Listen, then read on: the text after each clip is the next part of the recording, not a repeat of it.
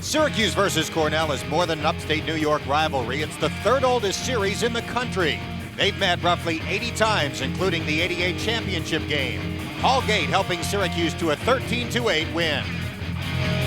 That was one of 248 wins for Roy Simmons Jr., the most of any active coach. Cornell's Richie Moran is second at 246. Last week, Syracuse won a thriller over Brown. Rick Beardsley with 3 goals. Today, the Orangemen look for their third straight win.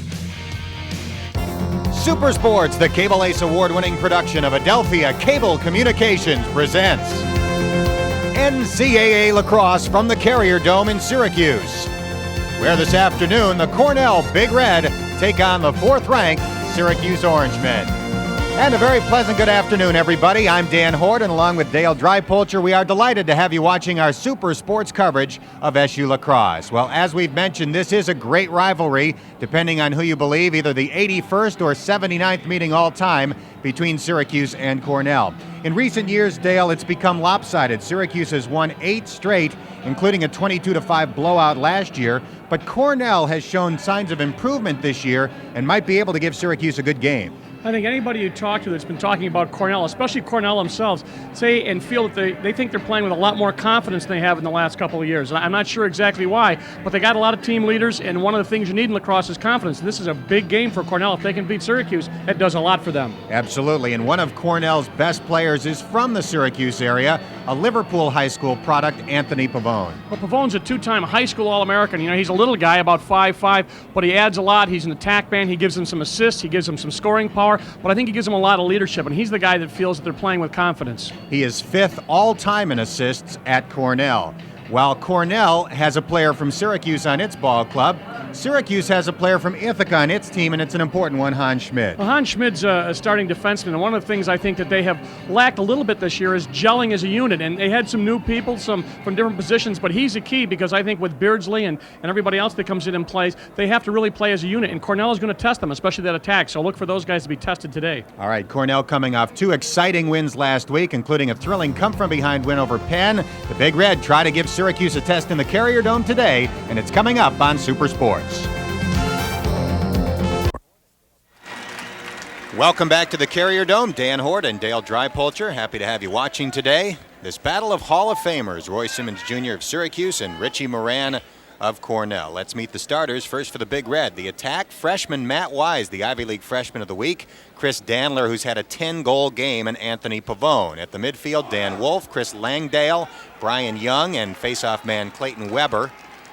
And then defensively for the Big Red, Ben Hutchin, Michael Frank, Joe Rossetti, and the goalie, freshman of the year a couple of years ago, Michael Larocco for Cornell, coming back from a subpar sophomore season to play very well as a junior. And there is Richie Moran, 246 career wins, now in his 27th year at Cornell and celebrating the 25th anniversary of the first of his 3 national champions.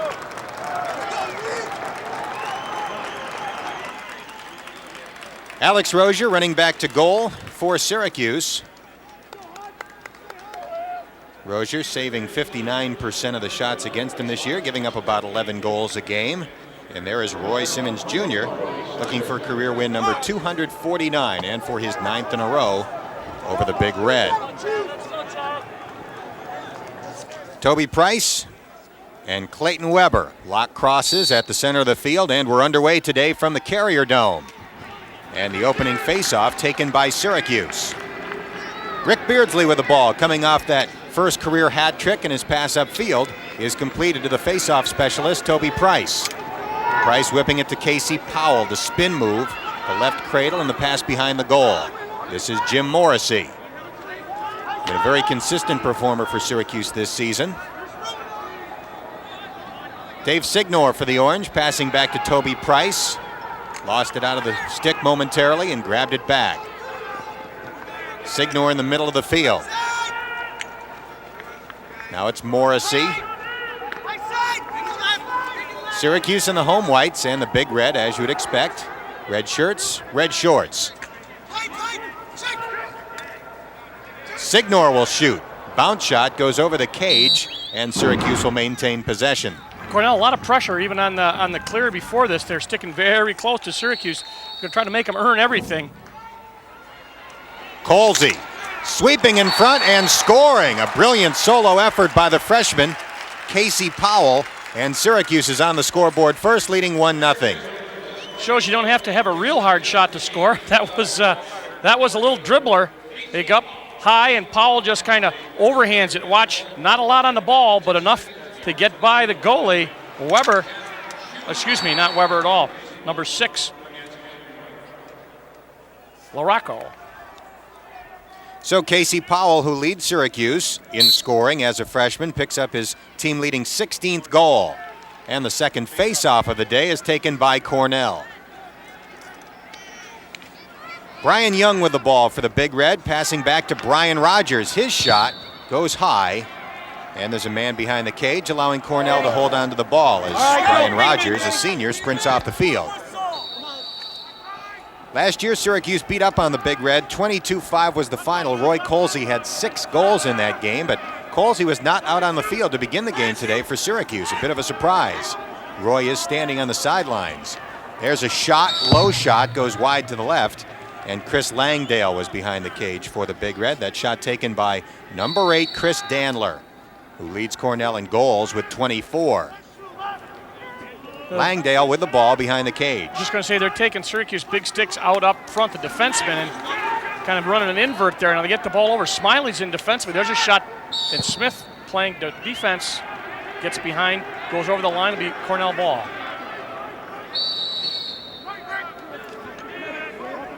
And a pass back to Brian Young, one of a couple of freshmen playing significant minutes for Cornell. The other is Matt Wise, who's third on the team in scoring as a freshman. And Casey Powell, who has already scored for Syracuse, leads the Orangemen in scoring, so freshmen for both teams playing important roles. An opening for Chris Langdale. The pass a little bit high. Cornell will try to keep it in, and the Big Red can't do it. Since that was a pass and not a shot, the ball goes to Syracuse. It was a good look there, but they did miss the pass. It looked like they might have a jump on Rozier and get a lane in there to take a shot, but it was a poor pass, and now Syracuse is going to clear. And both teams making a lot of substitutions as Syracuse took over the possession. The Orangemen trying to get it past the center of the field, and the Orangemen do. This is Roy Colsey. Colsey spinning and passing, tried to get it to Mark Fietta, but he was hit. Now he picks it up. Colsey with the ball, and a penalty flag flies as Colsey was taken down. That'll be a push, I assume. Let's see.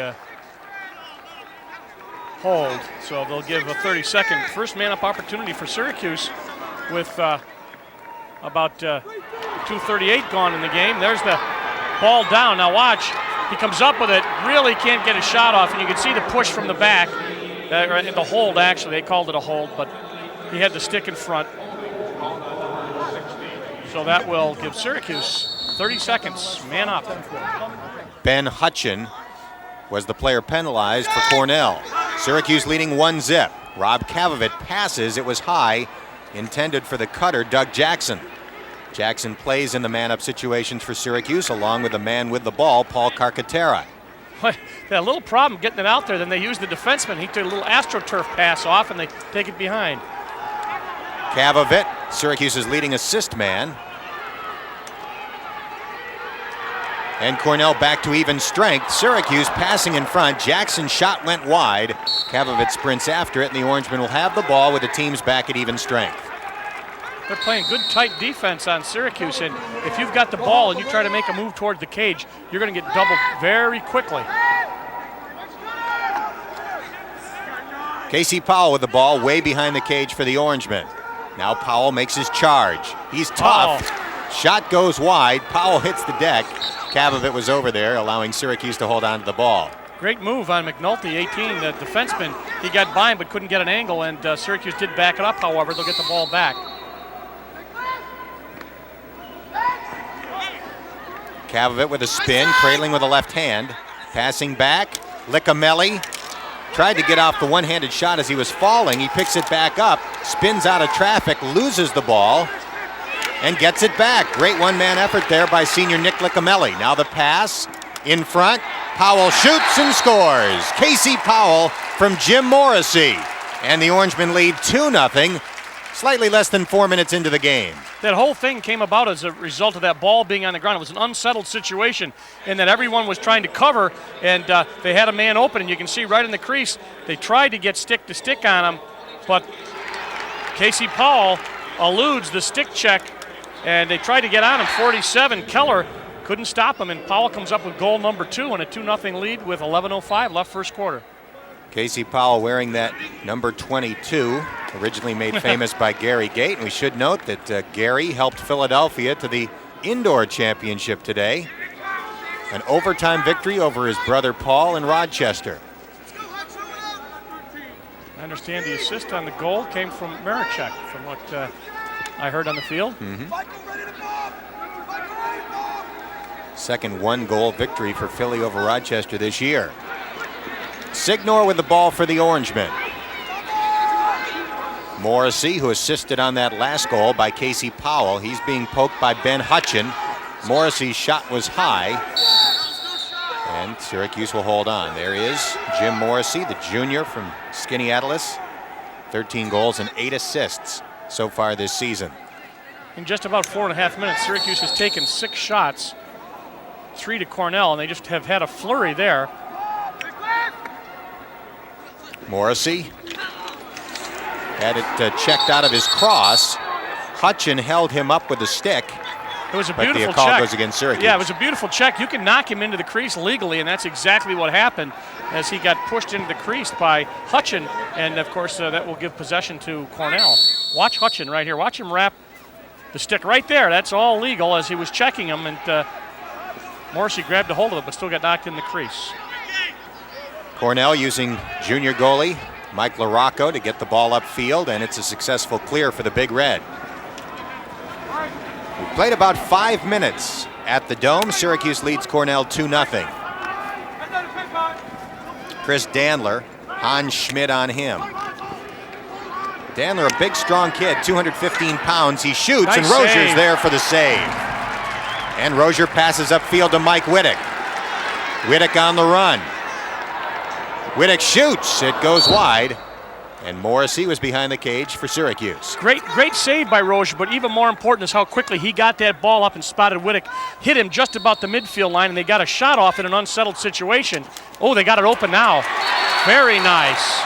Shot and a goal for Syracuse, Rob Kavovit with his first goal of the day, his 12th of the season.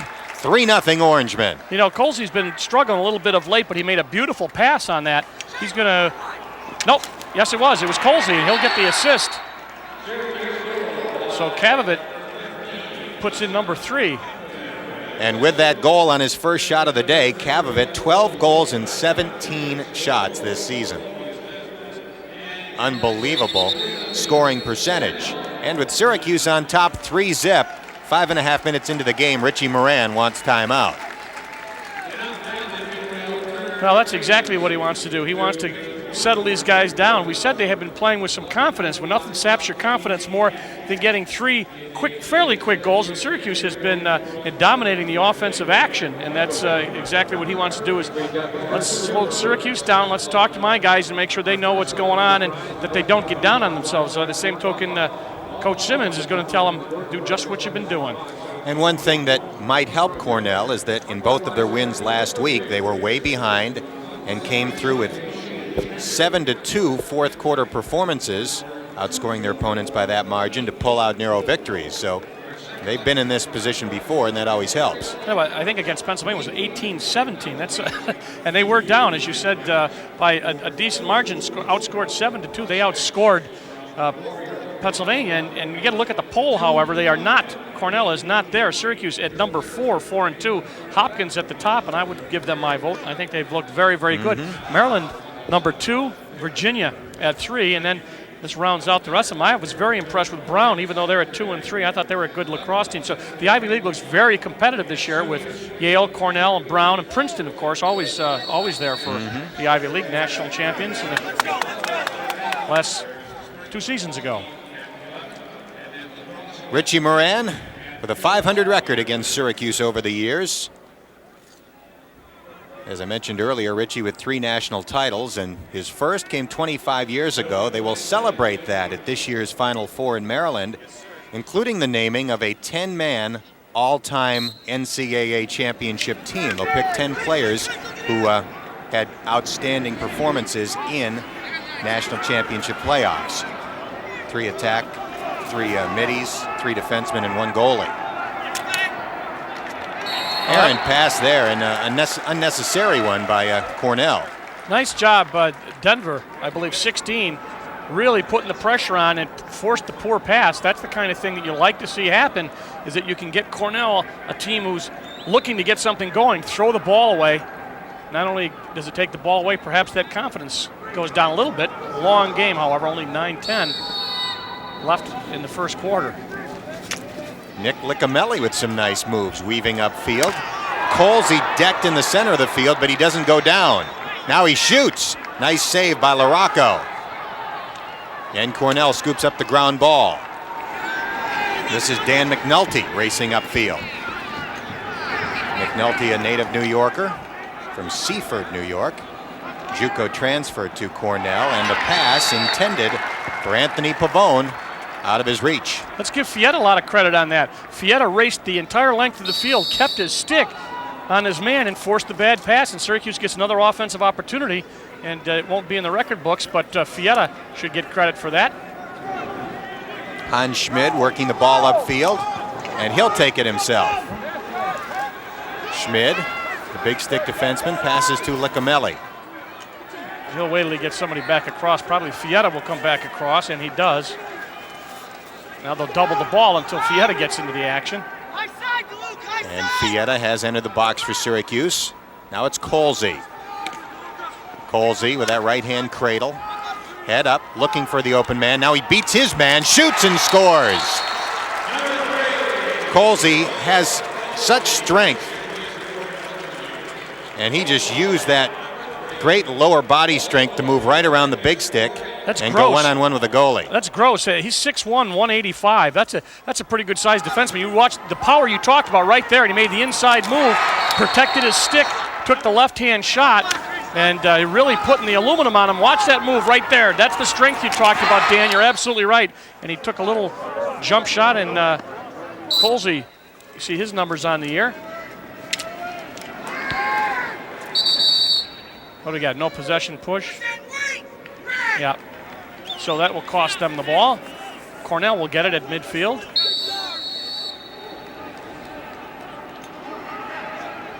Anthony Pavone hasn't had the ball much so far. Rick Beardsley is the defenseman on him for Syracuse. Cornell running circles in front of Syracuse goalie Alex Rozier. The ball, however, still out close to midfield. Matt Wise has it. Taking him way out. Smith's going to get beat just momentarily. They look to feed the middle. Ball down. Great anticipation on the pass by Hans Schmid, and he'll bring it across midfield for the Orangemen. Schmid will crank it up and shoot. Nice save by Larocco. Well, Hans Schmid saw fellow defenseman Rick Beardsley score 3 goals last week. Now a takeaway for the Orange. Casey Powell loses the ball. Syracuse picks up the grounder. Kavovich shot, stays wide. Morrissey scoops it up. This is an unsettled flurry for Syracuse. Nice job. Casey Powell started the whole thing off by doing a great job of riding and putting the ball down.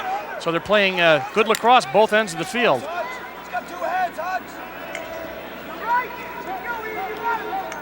Roughly 6.5 minutes left in the first quarter. Low shot, didn't get through to the goalie. It goes over the sideline, and I think that was a blown call. I thought that shot hit the Cornell defenseman and went out, with Syracuse running after it. Well, even if it's a shot and it bounces off a player, it still stays a shot. And when they looked up, they said Larocco was closest to it. So that'll get the ball. But the last time they had to clear, they did a great job on the ride, and Casey Powell was the man who put it back on the turf for Syracuse. Let's see what they do this time. They jump Larocco. Yep, down again. Although they're going to get something out of this in terms of a clear. Good job of riding by Syracuse. Brian Young with the ball. High pass taken by Rozier. Offsides. So that will give Syracuse the ball. John Desko directing traffic on the Syracuse bench. Chad Smith. Pavone there trying to knock him out. Smith with that big stick, if he gets a break, but it's better to give it up. And now the Orangemen work it quickly to Kavovit. Michael Frank, the big stick on him. Cornell looking like it wants to try a double team. Now it's Powell. Powell has 2 goals already. Draws a couple of men, now backs up. Powell still cradling. Spins to his left. Quick pass intended for Licamelli. Couldn't quite control.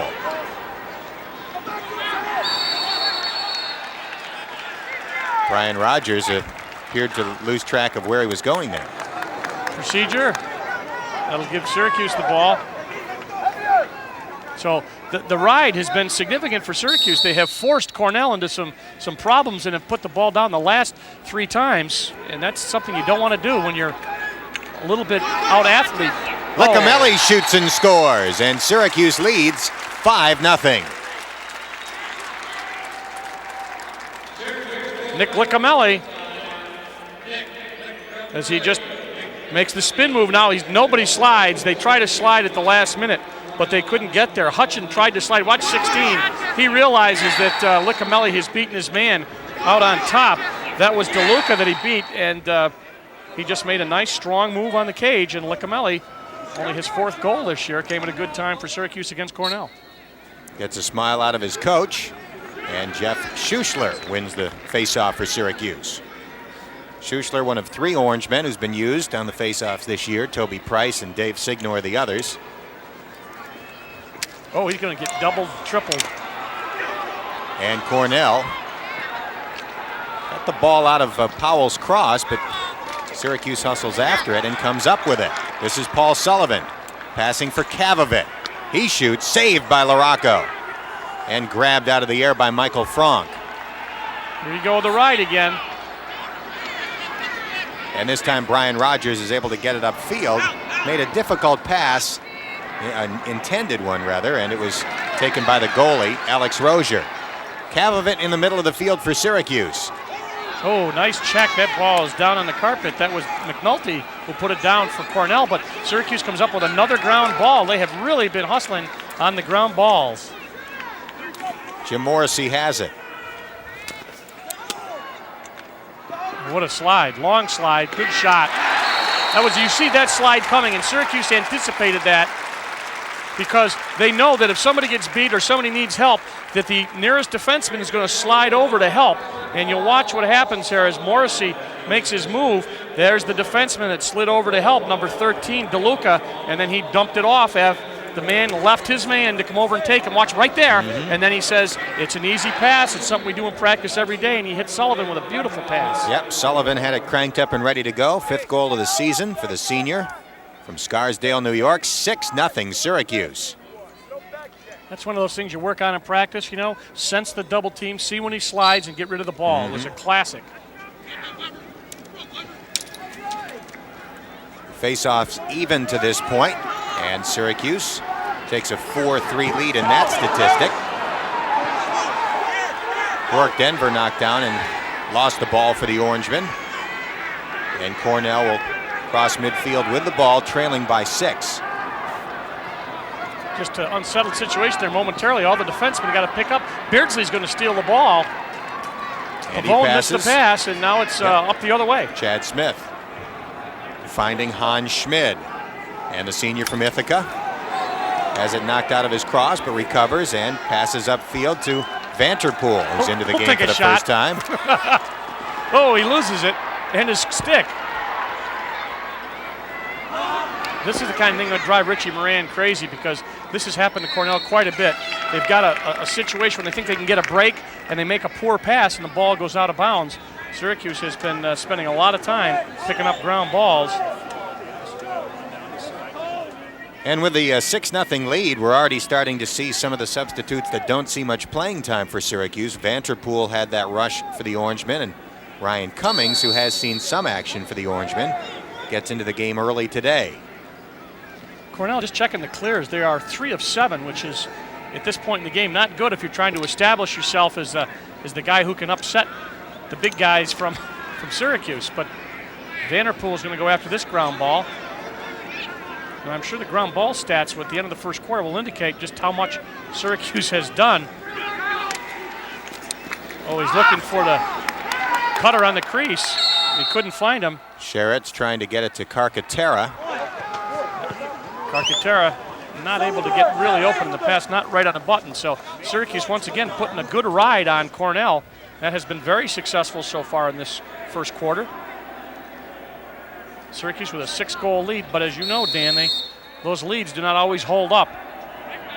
They go in spurts, but 6 is a lot.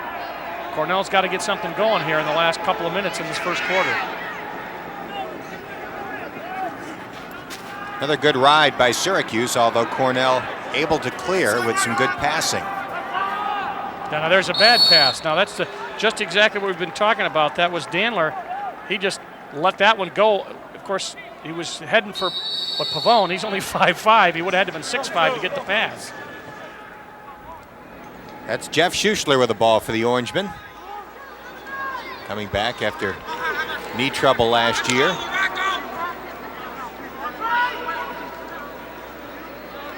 And it's Rob Kavovit. Roughly 2 minutes left in the first quarter.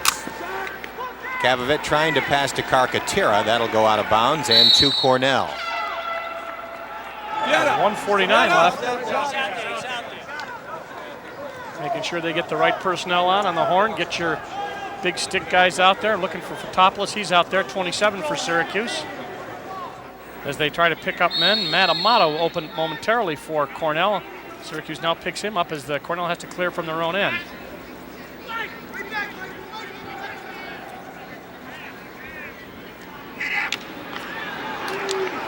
Syracuse pouncing on that opportunity, but a good recovery by the Big Red. Push called on Cornell. Yeah. So now they're going to lose that possession. But Syracuse had made them work for it. It was almost an elapsed time for not advancing, failure to advance, but they pushed. Syracuse gets another opportunity here. And it's Roy Colsey looking for his second goal. Gets pushed behind the cage, faked the pass in front, still has it. Oh, talk about stopping on a dime. See the time remaining in the first quarter. Syracuse leading 6-0. So this game parallels last year's to this point. Kavovit's pass for Carcaterra. Couldn't quite grab it, but recovered by Fietta. Trying to fire in front to Colsey. Could not catch the bullet pass, and Cornell will have the ball with 57 seconds left in the quarter. Cornell getting fresh people on also. Last year, Syracuse won the game 22-5. You can see last year, same thing, 7-0 at the end of the first quarter. It's only 6-0.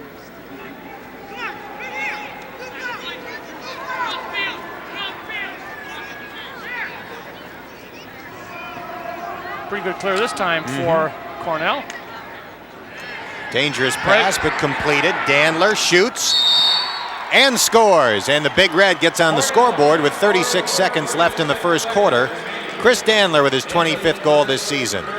Dandler did a nice job there. They had Beardsley frozen. He didn't know whether to come out and play Dandler. Watch, see, there's Beardsley comes out at the last minute. He couldn't leave his man, Pavone, right there. Now he goes, he moves, but Dandler took a nice shot on the stick side, and he gets Cornell back in the game. 36 seconds left in the first quarter.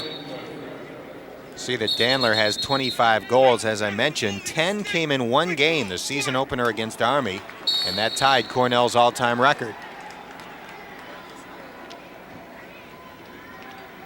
Less than 30 seconds to go in the quarter. Signor can't pick it up. Batted back to Roy Colsey. 16 left in the quarter. Colsey goes down. Cornell bats the ball forward, and here come the Big Red. Fast Inside break. of 10 seconds to go. Dandler can't quite pick it up. And that should end the quarter. Colsey with a hit. And the whistles are blown, signifying the end of the first. So as we take a look at the Brine scoreboard, at the end of one, it's been all Syracuse. The Orangemen 6, the Big Red 1.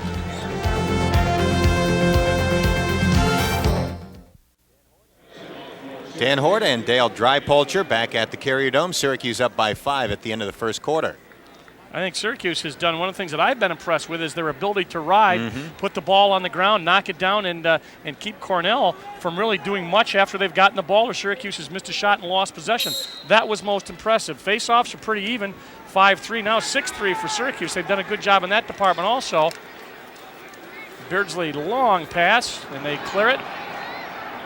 And it's Paul Sullivan who has one of the 6 Syracuse goals.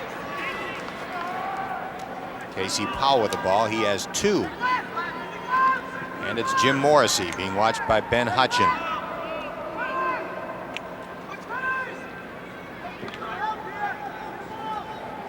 Syracuse showing plenty of patience offensively, and it's easy to do that up 6-1.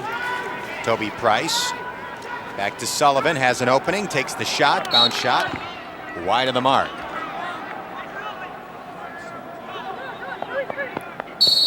Sullivan at 5'9", 174. Not a real big guy, but he was a high school football player.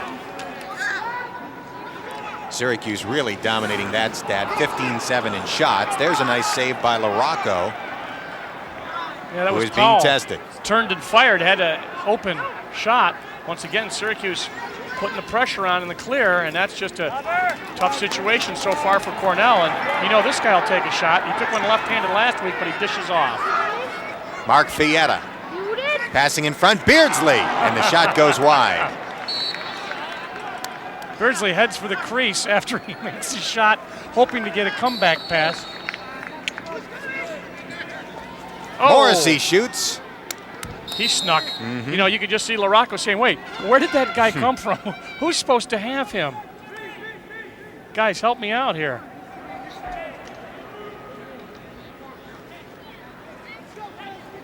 Both teams getting some substitutes in.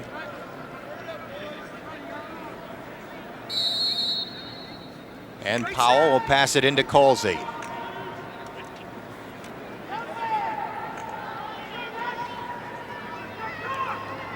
Licamelli being guarded by Dan McNulty.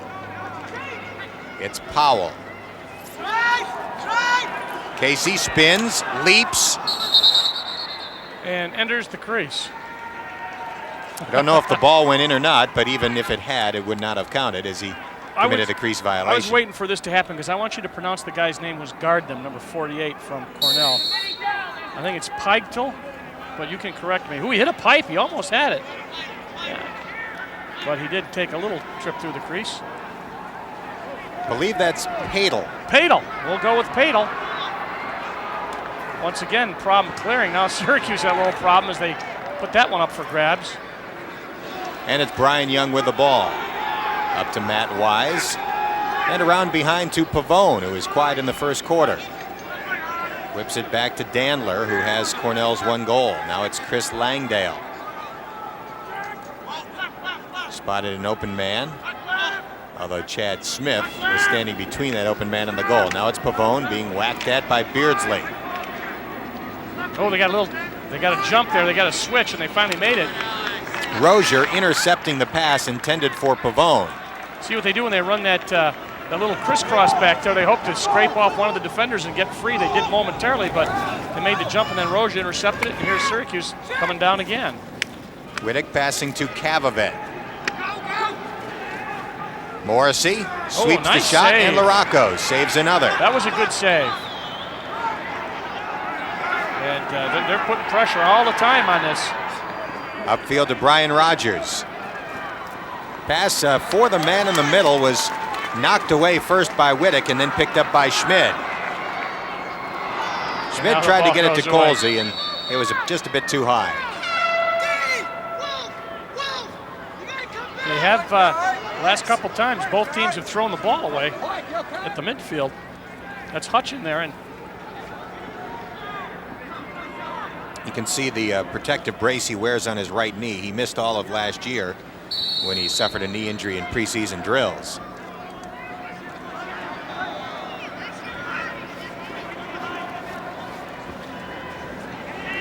(6-1) Syracuse, 11:35 left in the first half.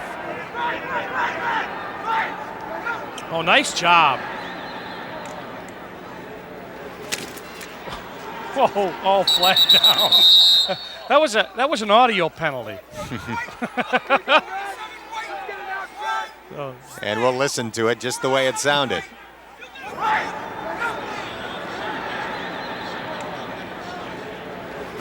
Ah, yes. Yeah, that was an audio penalty. You know, you really don't have to hit anybody. If you have like what it's called an uncontrolled stick, even if you don't make contact, but that definitely, you heard that all the way up here. So it's first man up opportunity for Cornell.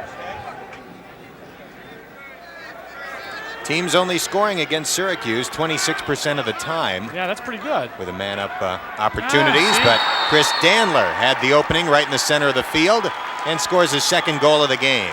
Now, you know, it's 6-2. Syracuse still with a 4-goal lead, but they're kind of inching their way back as a result of that penalty. They got a clear shot, and Dandler just cranks up from about 15 yards out and just makes a nice shot, about 20 yards actually. Dandler up to 26 goals this season. Honorable mention All-Ivy each of the last 2 years, and Alex Rozier a bit upset with himself after giving up that goal. Luke Turton with the assist. That's a flag. That'll be a push. Schuschler shoved from behind. 30 seconds now. Syracuse will be man up. Clayton Weber getting hit with the penalty.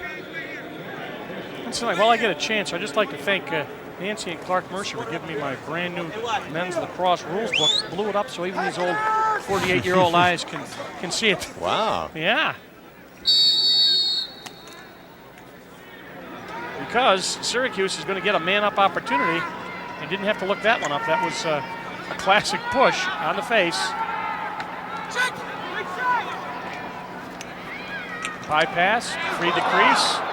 Jackson was the man in front, for whom that last pass was intended.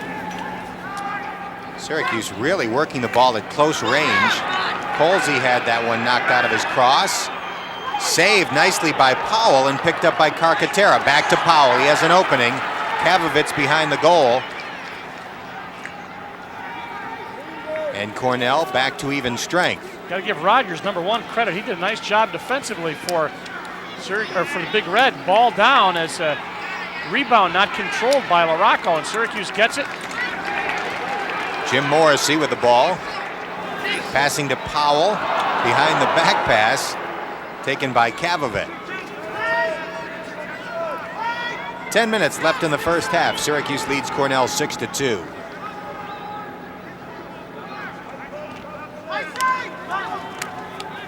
Good double. And a high shot by Morrissey. Good double team. They slid over. They got the ball up, but Morrissey had to take a high shot, but he had backup. Carcaterra will bring it in for Syracuse. There's that ground ball stat I talked about. I thought that was about what it would be, almost a little better than 2-1, obviously. So Syracuse hustling, and that's been a big part of the game. Signor faked like he was going to crank up the shot. Passed it back to Colsey. Colsey had a man open in front, Signor, and waited just a split second too long to make the pass. Cornell with the ball, trailing 6-2. They're slowing it down. Now they got to jump out of the substitution area. Bad shot, actually. Brian Young, number 25, taking it. And it went wide left. He had backup. It wasn't a great shot. Pavone with Beardsley on him. Beardsley knocked the ball out of Pavone's cross. Ball's on the deck, and it goes to Rozier. Nice job by Beardsley. He's going to get it back. Smiley's in for Syracuse. Beardsley behind the back 30 yards, and he completes it to Smiley. On a post. That's all right, 6-2, but I don't know if that's a pass you want to get in the habit of throwing. Now Syracuse does get the ball, as you said. Now they're going to clear out for Powell. Powell with a spin move. Works in front. Great feed to Kavovit. And Rob Kavovit has his second goal of the game. Credit Casey Powell for the sensational assist. Frank did a nice job, 17 of defending. Watch Frank right here, but he stops, comes back. That was Lytle. But there's Frank right there. Tried to get the stick up. He slid over, but not quickly enough, as Keller, 47, the guy that originally was on him, had him, but Kavovit got open, and then when they slid over, he just popped the ball right to the crease. And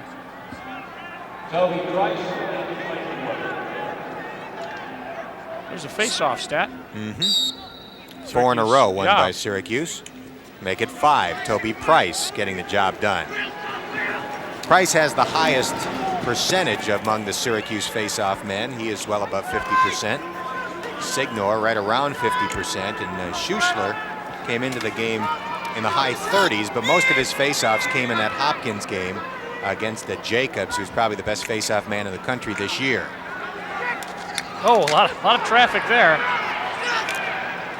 Oh boy, they are contesting everything. Syracuse just riding the heck out of Cornell and doing a great job.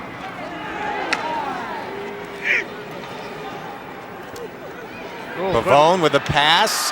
Dandler had it knocked out of his cross, and Toby Price will scoop it up. That was Smiley, got the stick on it. They come right back the other way. Paul Sullivan, 20 yards in front of the cage. 5 yards in front of the cage. High shot. And Syracuse will hold on to the ball. That Smiley did a nice job before of getting back in the hole and stopping that fast break and then knocking the ball down. Speaking of knocking the ball down, Cornell puts it on the carpet and they come up with it. Rogers, number 1, starts it the other way. And a successful clear for the Big Red. Brian Young, the freshman. Sullivan went down. Now the pass to Pavone. Oh, he's open. Shot and a score. Nice feed by Pavone as he picks up his first assist of the game, and freshman Matt Wise scores his first goal of the game. They had Syracuse, everybody kind of over there in a bunch, and Wise was all by himself out there, and he just took a little low riser that ended up going high, and Matt Wise, the freshman, just did a real nice job of getting that ball off quickly. So Cornell back to 4 now, 7-3. So Weber, the guy who has been winning 61%, he's going to pick one up there, and now he's got a fast break. Weber shoots. Rozier makes the save and quickly passes upfield to Hans Schmid. Schmid has Cummings on his left. Passes to Ryan Cummings out of Nottingham High. Transfer from Johns Hopkins. Dave Signor out of West Genesee High and Herkimer Community College. And now the Orangemen get the offensive unit they want on the field, leading 7-3. Powell to Kavovit. Syracuse running a lot of controlled offense this season. Oh. Just like you mentioned earlier, Dale, every time Cornell has the ball for a split second, Syracuse attacks and seems to get it back. The goalie, Larocco, picks that one up. He's been in there a while. Just gets out. He's got 4 seconds to get out of there. He just made it.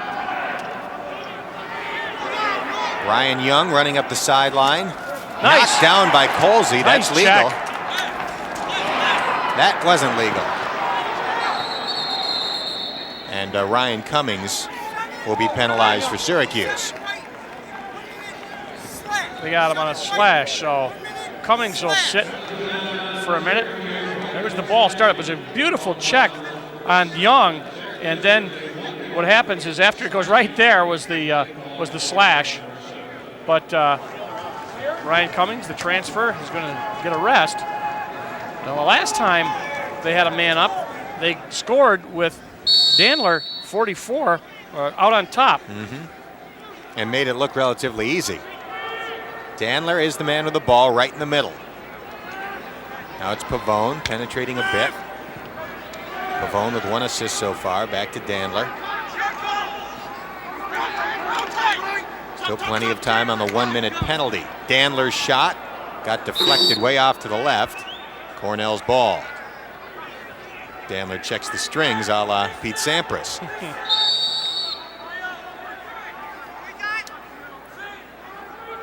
Halfway through the penalty now, 30 seconds left. Dandler shoots, goes wide left. Cornell's man-up offense looks different than other teams we've seen. Instead of clogging things in front, they open things up for Dandler just to kind of crank up that big shot. Well, it keeps those shooting lanes open. Syracuse contesting this ground ball. It goes back to the goalie. Larocco looking to get rid of it. And his pass completed right in the middle of the field. Christian Fotopoulos knocked that ball away, and Schmid picks it up. Penalty's and the teams over. are back to even strength. Timeout, Syracuse. 4 minutes and 30 seconds left in the second quarter as Syracuse gets the timeout with the ball and a 7-3 lead. Well, it was 6-0 Syracuse, so Cornell has scored 3 out of the last 4 goals to get back into the game. Well, they have their biggest problem has been clearing. I think at this point they have taken, in terms of shots, they've taken only 11 shots, but Syracuse has 25. That shows you what happens when you get the ground ball and you can control it and at all ends of the field, especially on the ride, as we've talked about so far. That, as far as I'm concerned, has been the story, how well Syracuse has really dominated the action.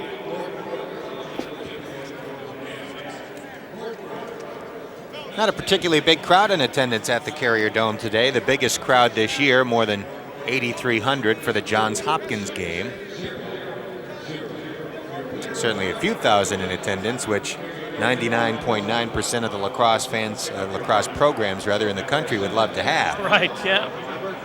It's not a big revenue sport, but in Syracuse it's a good revenue sport. I think they get people to support it, and they love the Orangemen. Well, Larocco, I think, started out perhaps a little slowly. It's come on he's made some very big saves. And of course with Syracuse, with 25 shots and 4:30 left in the first half, that means they're going to take 50 or 60 shots at you, and that's tough to, you got to be on your toes, and he's proven to be very good so far today. Alex Rozier hasn't been tested as much today. Does have a couple of saves, as you see, averaging 15 this season. Rozier probably played his best in Syracuse's worst performance this season. He actually played very well in goal in that Virginia game. Yeah. But Syracuse was outplayed in that one. I think he had 20 saves. Yes, That's impressive. But you're right, they did. And it's a topsy-turvy world in lacrosse this year.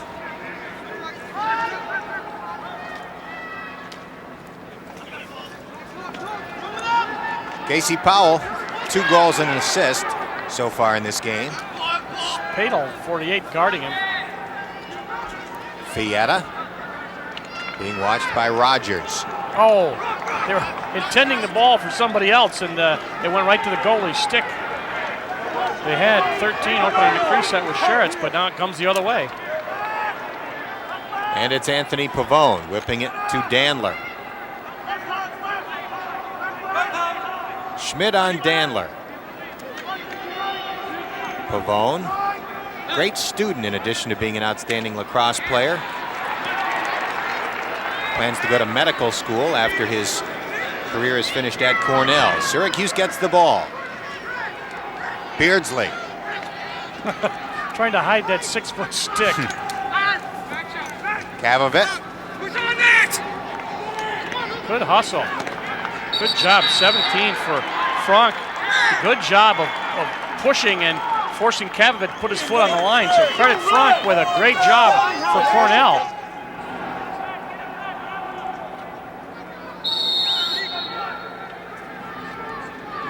Frank out of Towson, Maryland. Now, I think Syracuse has forced him into this, the goalie, when he gets the ball, making the long pass, and it doesn't work all the time, and really puts you in some jeopardy if you continue to have to do it. That means that they're covering you pretty well short, and you got to go long. And in lacrosse, get a lot of people on that ball when it hangs up there. Beardsley's going to handle it for Syracuse on the far side. As you get a look at our signs, they're still up too. Nobody's stolen them yet. It's early. It is early. Beardsley likes to make the long pass in that situation and completes it in the middle of the field to Licamelli.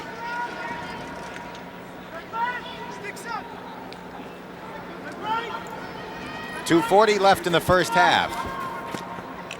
And Syracuse has a 4-goal lead. Colsey. Knocked down by Rogers. Now the pass to Morrissey. Morrissey shoots. Larocco saves. Seems like Syracuse has been going high for the most part on Larocco, and he has come through. And this is that is kind of a microcosm of the game for Cornell. Do something good and then throw the ball away, and that's a difficult situation. That's the third error, but Powell brings it in for Syracuse. High side, Freddie! High side!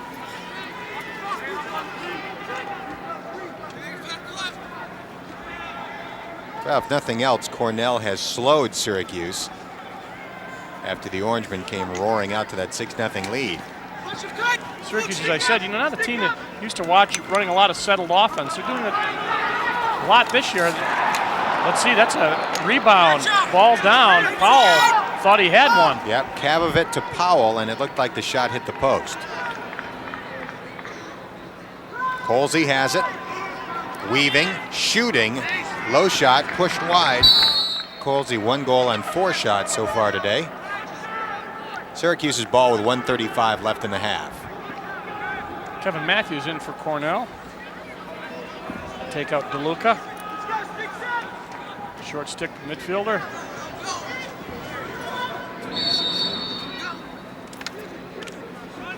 Morrissey creates an opening. The pass. Well, Licamelli had a good opportunity, but couldn't come through on the one-timer.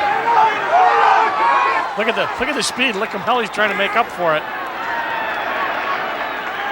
Good hustle. And a round of applause from the Cornell fans in attendance at the Dome today. Dandler with the ball. A minute left, slightly more than that in the first half. Schmid knocks it away from Dandler. Those guys with those big sticks, it amazes me how well they can control those. Dandler, a big guy, he's gonna be decked, and that's gonna be a no possession push. So the ball will go to the big red, and Pavone is going to bring it in. No, he gives it off. See the clock in the lower right-hand corner, showing time remaining in the first half. Pass in front. That's going to go out of bounds, and that should go to Syracuse. It does. 36 seconds left in the half. Plenty of time for the Orangemen to get the ball up the field. Beardsley will handle it. See if he tries another of those trademark long passes. The thing about Beardsley, his passes are generally not the long loping variety. He really puts them on the button like that. Chad Smith. 20 yards from the cage. Smith in front. He'll shoot. Knocked down before it got through to Larocco. Now a big hit applied by Casey Powell. Ball is headed for the sideline. It should be Syracuse ball, I believe. And it will be. 12 seconds left in the half. Everybody saw that coming except the guy who got hit. McNulty is going to take a seat. Casey Powell. A very solid 190 pounds on Casey Powell. Oh, yes, I'm looking upfield to see who I can get this ball to, and now I'm waiting for a bus here on the bench. 1 second left in the half, and that'll be it. So Syracuse roared out to a 6-0 lead, and Cornell has managed to get back into the game. Certainly within reach, trailing by 4 at the half. And as we look at the Brine scoreboard, at the half it's Syracuse 7 and Cornell 3. Hi, this is Paul Gate with the STX Tip of the Week. Today we're going to talk about defense. The most important thing about defense, positioning. We always want to stay between the man and the net. That way he either has to run through me or shoot through me to get a good shot off. Also, I want to keep him inside the hips here. This way I'm in a good position for a poke check, or if he comes at me, I can push him out and keep him away from the net. The last thing to remember is always, don't go over the head, because what happens is you tend to step and get yourself out of position. Now look, my hips are out here, he's over here. I'm not in between him and the net where I should be. He's going to get a good shot off. So remember these things, you'll become a much better defenseman. At the half, at the Dome, it's Syracuse 7 and Cornell 3. Not a completely unusual scenario. It's something you see quite often. It looked like Syracuse might blow Cornell out. It got to be 6-0 Syracuse. Big Red called a timeout during that stretch, stabilized, and got back into the game. I think the most telling statistic is that Syracuse has 33 ground balls to 20 for Cornell. Many of those coming on rides, knocking the ball down, and Cornell's had problems clearing the ball from the own end. So Syracuse doing a good job defensively and on the ride. Yeah, like the aggressiveness you're seeing out of Syracuse today? I really do. I think it's something that they've been working on, and they have done very well with it today. Let's take a look at one of those goals as Syracuse took that 6-0 lead. Casey Powell with 2 of the goals, and we'll see number 2. He just does a nice job. He always finds himself open, gets himself open on the crease, takes a left-handed shot. Morrissey dumped it off to him, and for a freshman, he sure knows his way around the lacrosse field and how to get open. 2 goals and an assist in the half for Powell. Now Cornell coming back. Dandler on a man up just from out at the point, took a nice shot, and as you said, it got Cornell back into it. It's a little bit momentum-wise, Syracuse has slowed down a little bit, but there's a lot of lacrosse left, Dan. Absolutely. 4 goals, virtually nothing in a lacrosse game, especially at the half. So second half action is coming up at 7-3 Syracuse on Super Sports.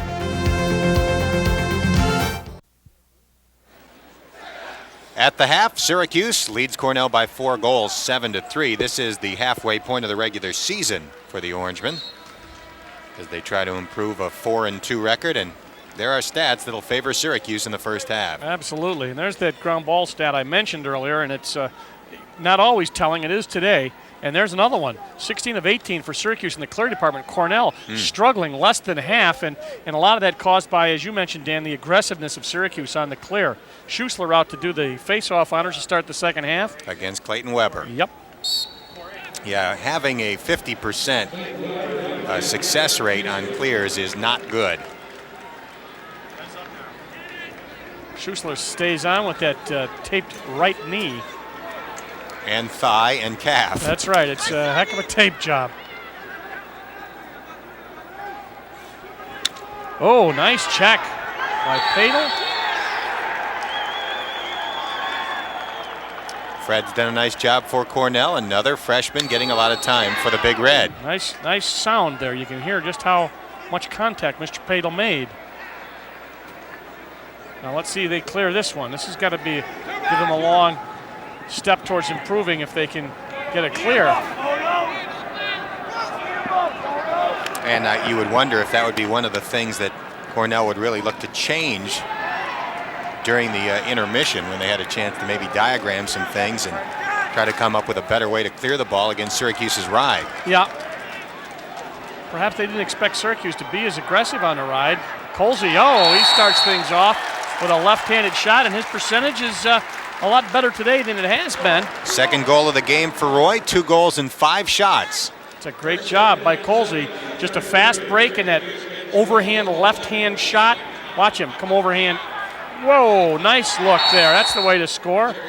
And Colsey gives Syracuse a bit of a breathing room, I should say.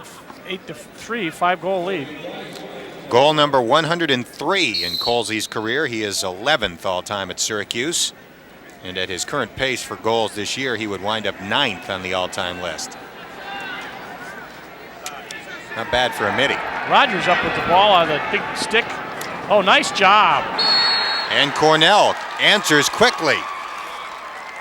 Boy, Brian John Sullivan Rogers, with his first goal of the day. Brian Rogers did a great job, the senior out of Bethesda, Maryland.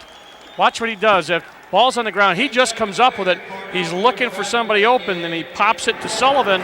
And Sullivan it's a no-brainer there. And it came 16 seconds after the Colsey goal. So they answer as Rogers came in from that wing with that big stick, and he just started the fast break. Toby Price wins the faceoff for Syracuse. Fired it for Casey Powell and handcuffed him from short range. And that's one of those unforced errors. Let's watch Syracuse on this ride, portion of the game that I thought was their strongest in the first half. And, you know, that's the kind of thing, it's a press ride. It's like, let's put some pressure on them. Let's make sure we force the long pass. If you're going to clear, we're going to make you pass the ball 30 yards or use your goalie, and then we're going to hammer him. You can compare it to a full court press in hoops or maybe forechecking in hockey. Well, they break it there. Nice job as they got the ball down, forced the long pass. Chris Dandler giving to John Sullivan. Chris Langdale, rather, behind the cage with Schuschler defending for Syracuse. Sullivan shoots and scores. They got a little problem with Rozier there, that he came around to help out defensively, but didn't get back in time. Watch what Rozier does as Landale takes Schuschler. Now he's got a break, and there he comes out. Now they pass by him. He just has to get back, but it was a nice job of drawing him out. Watch right here as they make the pass. They pop it over, and he's still sliding, and that is going to be Sullivan's second goal. Second goal in 43 seconds. I don't recall him touching the ball in the first half. And he has come out with 2 quick goals to make it a 3-goal difference. Signor wins the faceoff for Syracuse. Those spurts we talked about in lacrosse, both teams having them here in the second half, scoring quickly without spending a lot of time, but now Syracuse settles it a little bit behind.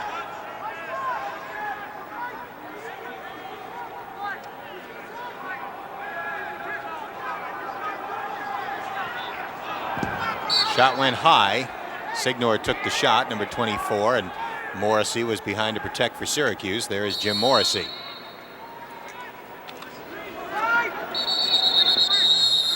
Was it a Ward or? Well, it had to be an offensive penalty. I thought maybe it was a Ward. I didn't see, but no. Someone touched the crease, and that'll give the ball back to Cornell. They're 2 for 2 in clears in this half. Let's see what they do now. They get that one over. Looks like they've been going to the long pass more than they did in the first half. There's a short pass that was unsuccessful. Chad Smith coming up with the ball. He fires it upfield, and it's picked up by Kavovit, who flips to Wittick.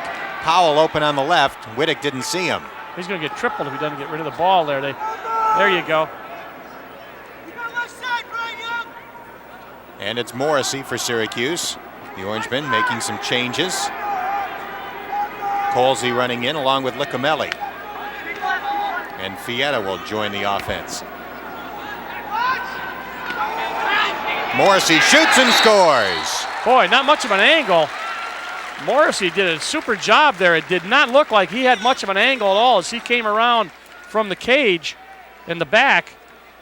That was right there. He had just enough angle as Hutchin was on him. He rolls inside. Nice shot. So Morrissey with a goal and an assist. Check that, a couple of assists. There's the face-off stats. Signor up with another. The Orangemen leading 9-5. Casey Powell breaks free. That had to be a hold. That'll be Padel. Syracuse will be up a man, but watch Padel, 48. Powell, there's a good tight defense. That's the one, folks. Sound effects by Dry Pulcher. That's right. You just hold your head right here. So you might want to save that sound effect because on one of the TV monitors nearby here, the Masters is on. So if someone misses a short putt. All right. Better yet, if we ever play golf together, have that one handy. Syracuse man up, working the ball around. Syracuse 0 for 2 at this point and man up. Morrissey. Kavovit. Fake the pass. Now in front. Over the shoulder, it hit the post, and LaRocco made the save. That's the kind of thing you come, though, to see. All right, they're even now. Ball on the carpet. Whoa! Tough pass, but Dandler gets it for Cornell. Fires to Pavone. Rozier with a terrific save. That's his best save of the day and one of his best this season. Fotopoulos picks it up. Whoa! And flips forward to Colsey. Syracuse on the run. The fans getting into it. The Orangemen up 9-5. Colsey. Whoa, that was goes high shot. And Morrissey is back there. You can see why they call it the fastest game on foot. This thing can change dramatically. Long pass, took a large hop over Syracuse. Look how quickly they get the ball to... Is it Fietta? Yes, it was. And Syracuse leads 10-5 as Fietta picks up his first goal of the day. They saw Fietta. Fietta got a jump from about 20 yards out, and nobody picked him up, and he just took the stick side low on LaRocco and puts Syracuse in the driver's seat at this point. And Fietta out of Elbridge, New York. There are his stats on the year, but it's now double figures for the Orangemen. Nice angle on that last replay of just how precise his shot was. Yep, he got the goalie moving just one way and came back just the right amount the other way. LaRocco tried to cut down the angle, and Fietta put it just inside the post. Sullivan picks up the bouncing ball. Syracuse wins another face-off. They've been vacuum cleaning that face-off circle. Oh! Shot and a score. Powell with the assist, and Sullivan with the goal. All out of the face-off circle it started, and unsettled situation, get people moving, and then somebody's open on the crease, and Morrissey hits Powell, and Powell sees somebody else who's open. Watch this, watch Powell. Nice dump. There it is. There's the dump. There's the shot. So Sullivan as a beneficiary of a nice pass on the crease. And after Cornell pulled within 3 goals, Syracuse has reeled off 3 goals in 3 minutes. This face-off has just been phenomenal here in this last 3 or 4 face-offs. Oh, this is a difficult situation. Now, Syracuse gets the guy in that they wanted from the substitution area. Toby Price. Cummings was the cutter. Beardsley unable to scoop the ball forward. It'll be Cornell ball. John Desko and Roy Simmons Jr., the Syracuse head coach and his longtime assistant. Desko in his 16th year assisting Coach Simmons. After, of course, being an outstanding player. Yep. And a very congenial guy. Little sweeping one-handed Syracuse shot. ball. Fietta on the mark as the shot went out of bounds. And no one was back there for Cornell. Right. Coach Moran, a little quieter today. Very subdued. Excuse me? He said, I think one of you guys has to stay on the field. That's Ivy League. Pass for Smiley will be picked off by Morrissey. Morrissey, with good speed, pulling away from his man a bit. It does appear that Syracuse has had a considerable speed advantage in this game as well. Kavovit's shot goes wide, and Powell is back there. They're up to 36 shots. That was the 36th shot by Syracuse. Lots of time left. Let's see if this isn't an underground gate. Wow.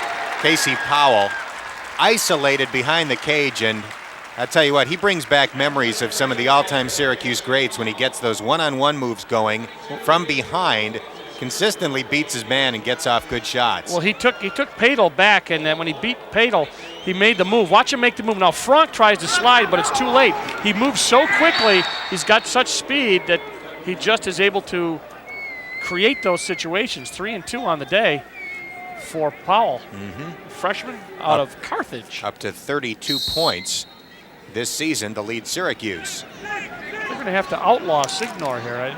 Of course, then he makes a whirly-bird pass. Denver picked it up. Good pass upfield to Signor. Powell to Morrissey for a spectacular goal. 13-5 Syracuse. And that could be your light of the night. Well, that's why they come to watch lacrosse Syracuse style.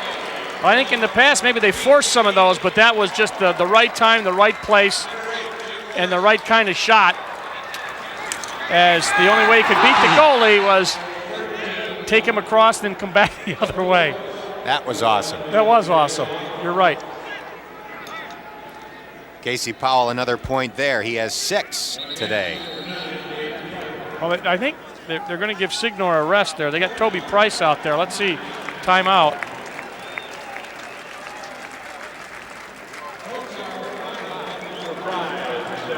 Well, it was 8-5. Now it's 13-5. You can see Casey Powell racking up the points today. Casey Powell scored 242 goals in his high school career. That is believed to be the New York State record. Senior class president, captain in football, hoops, and lacrosse. All around good guy. Yeah, officials doing what they're supposed to do at some time. Check the sticks, usually during a timeout. And then they check to make sure it meets the specifications. And here's the goal again as Powell hits Morrissey, and Morrissey goes by Larocco and then comes back the other way with a behind-the-back shot. And, you know, when we were on talking with Paul Gate a couple of weeks ago, he said, you know, there's a time and place for those, and I think that was just the right time and just the right place. Really makes you appreciate, too, all the things that Syracuse has done over the years to make lacrosse so entertaining here. Not that Syracuse invented that shot necessarily, but you see it consistently, and Roy Simmons encourages creativity like that. Well, you know, I think that's the way Syracuse sports are. I mean, you got to be entertaining, I think. You know, if you want to play a half-court basketball game or lacrosse, I don't think you could get to people. People like the style, and that's what they're used to.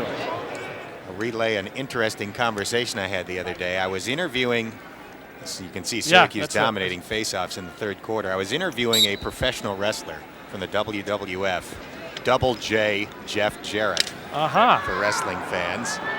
Ball rolling outside of the cage. Rozier comes way out to pick it up, and he spun away, leading 2 Cornell players to collide. It's like the Keystone Cops there.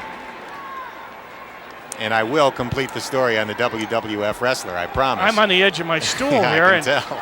You know, and the thing is, I'm not familiar with that guy, Jarrett, but I'm sure he's a top quality professional He's wrestler. a bad guy, Is actually, he a bad guy? But he is the Intercontinental Champion, you'll be happy to know. Well, I am relieved. This is Sherritt's for Syracuse. The Orangemen up by 8. I wouldn't want to see you ruining your career by interviewing somebody who wasn't at least intercontinental. That's right. And by the way, as long as you're becoming so knowledgeable, his helper is known as the roadie. So now you've got the whole thing down pat. The roadie and J.J. Jarrett. Okay. Double J. Double J. Jarrett. Whoa.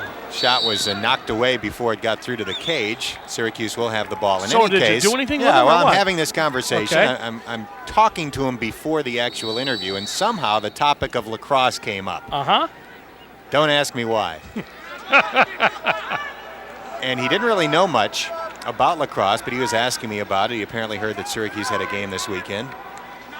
Shot and a score. Toby Price gets on the board. It's 14-5 Syracuse. You know what the best thing about that shot was? It gives us time to finish the story. Yeah, exactly. So in any case, I explained how Gary Gate had essentially invented a dunk for lacrosse the first time that he had the air gate goal in the Final Four against Penn. Yeah, right. And this professional wrestler just thought that was the coolest thing he had ever heard. Is that right?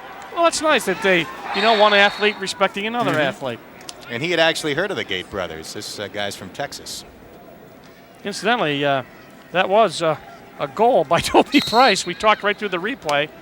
He did a really nice job and gives Syracuse a 9-goal lead at this point. And the faceoff stays Syracuse. And Colsey, great balancing act behind the back shot or pass. At any rate, Larocco picked it up, and it's a poor pass. Oh, there's a double flag. Well, as long as we're talking wrestling, that was a stranglehold. That's right. Colsey, low. Colsey shoots and scores. And since Cornell couldn't get the ball out of Syracuse's sticks, the penalty was on hold and the goal counts. And the penalty be wiped out, but that was a dandy by Colsey. There's the hold. There's the ball down. There was Fietta.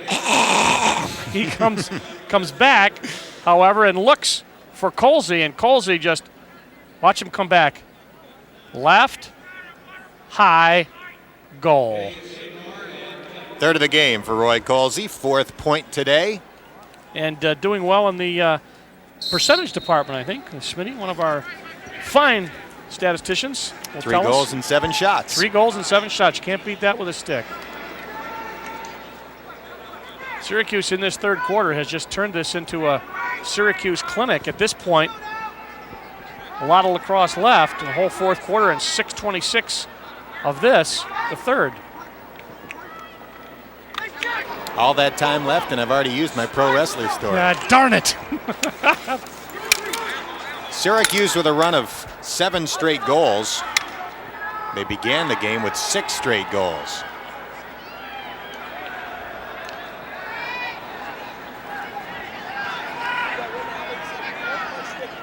Doug Jackson angry with himself after allowing Cornell to get the ball upfield.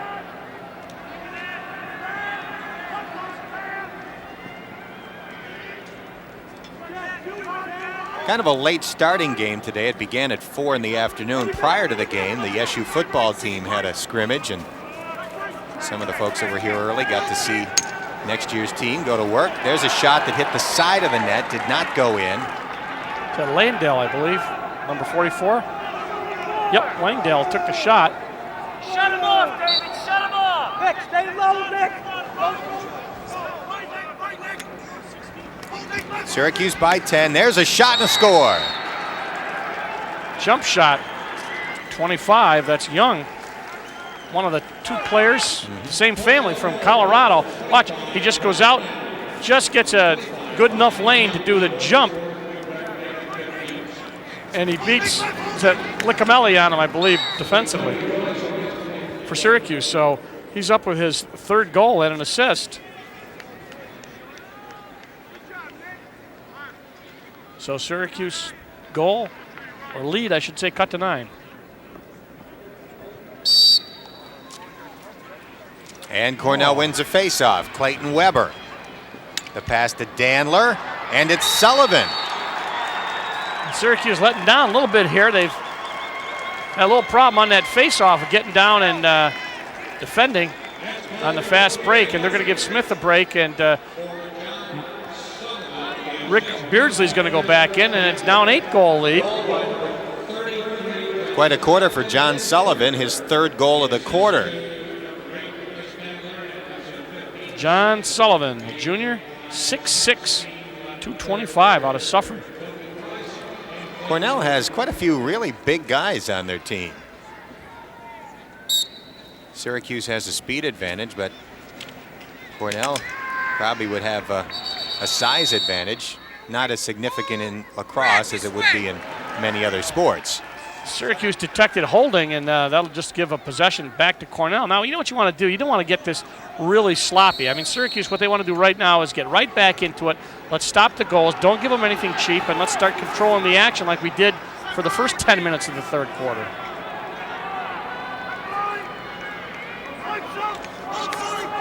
Syracuse up by 8. Shot didn't have much on it. No, he kind of Rozier forced picked that. it up. And now it's Beardsley That behind was not the a back. good shot. And Cornell has the ball. Sullivan tries one. And a one-hand save by Rozier. Shot would have been wide. Long pass intended for Schmid. Almost saved in. Good hustle by Doug Jackson. Jackson went the sliding route along this carpet.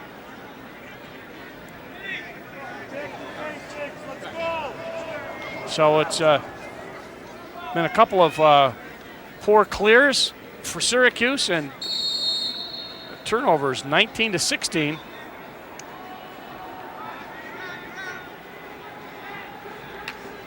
Nice catch.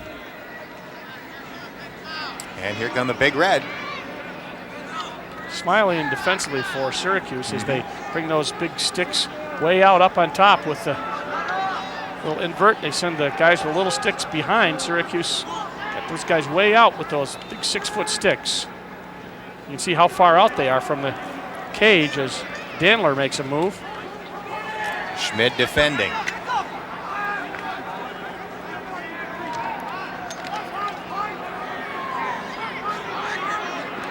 Oh, just hang that stick a minute, they'll get at it. And Great Schmid play did a nice by job. Schmid. Absolutely. To Beardsley, and now Smiley, Syracuse's 6'6" guy. Yeah, nice touch pass by Beardsley. Fotopoulos Oh! shoots and scores. Christian Fotopoulos with a bullet. Mike Smiley with an assist. Right. And the Syracuse Big Sticks are loving it. Nice job as Fotopoulos down the right side took the left-handed shot, but he got an assist from Big Smiley. He went high on him, and LaRocco he saw it, but he didn't see the ball. He knew where it was coming from. That's a good replay because that shows you just how darn fast that ball gets there. I always wanted to put a camera, one of those little cameras in the cage, in the back of the cage, and see what that would look like. But Fotopoulos gets Syracuse back to a 9-goal lead. Face-off being hotly contested. Ball down. Nobody's got it yet. Syracuse up with it. They feed the goalie. Rozier looks. Long pass up. Signor misses it. That's going to go out of bounds. That goal for Christian Fotopoulos, by the way, the first of his career for the junior Big Stick from Rhode Island. And I believe that was the first point for Mike Smiley, the junior from West Jenny.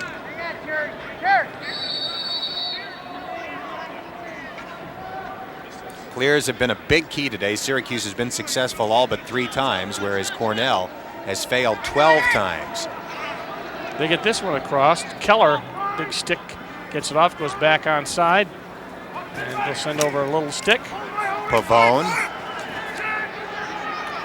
Oh, nice Great save by Rozier. He doesn't know where the ball is. That's Pavone took a little tiptoed through the crease. Possession goes to Syracuse, but there's watch, he doesn't know where it is. Did I ride it up over the cage? Where is it? I want to clamp it. And then the ball gets pushed out by Pavone before he then takes a little step in the crease, and Syracuse give and go down, a little sloppy here. 2.5 minutes left in the third quarter. It's been a big quarter for Syracuse. 9 goals in the quarter for the Orangemen.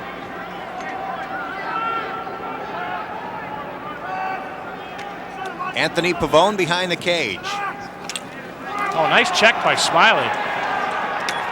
Recovered by Cornell, and the goal for Cornell. That looked like Syracuse might come up with a ground ball. Smiley stripped Pavone, put it down, but Housen came up with the ground ball. Watch what Smiley does. Right there, ball's down. Now, problem is, who's going to control it? Well, Schussler comes from the side. It was just a great ground ball by Housen. That was, he got control of that ball and fired it. There was really not much that Rozier could do. So it's 18-6, Syracuse. And 3 of the last 4 goals have been scored by Cornell. Signor wins another faceoff. His stats are going to get a nice boost today. There's a shot, and it goes wide. Fietta saw Morrissey on the back up, took the shot. Morrissey wasn't back. He'll get the ball.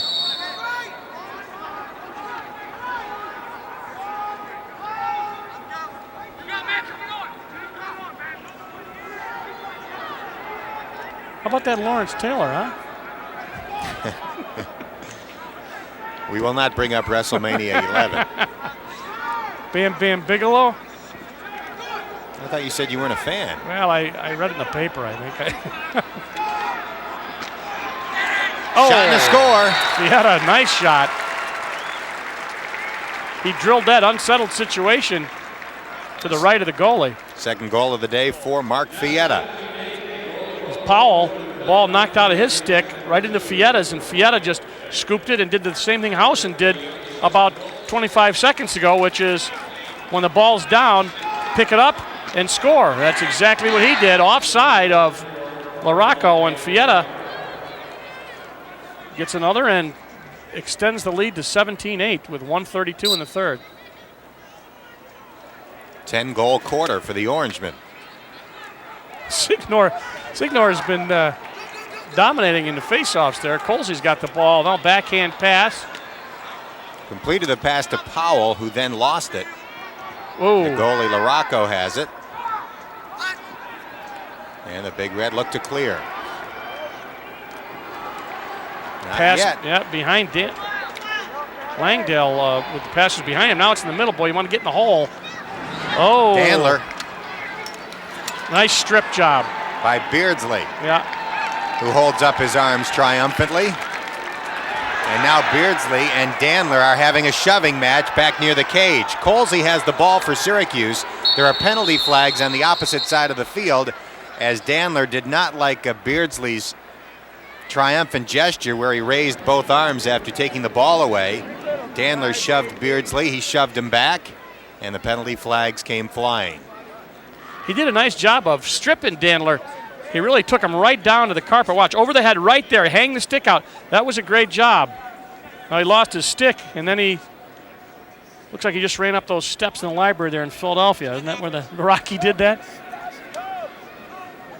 There's a museum, actually. Was it a museum? Okay.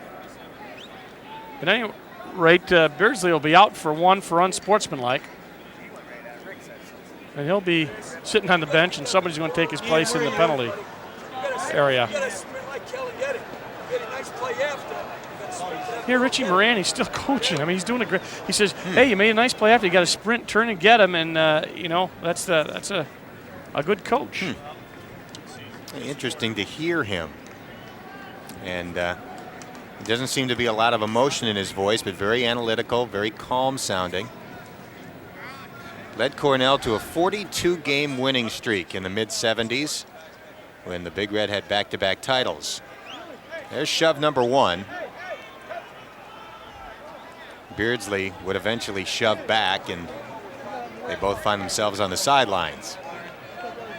And they're going to be discussing this. This is, I think it's Paul Stockwell going to come over and. 47 white, 1 minute unsportsmanlike conduct.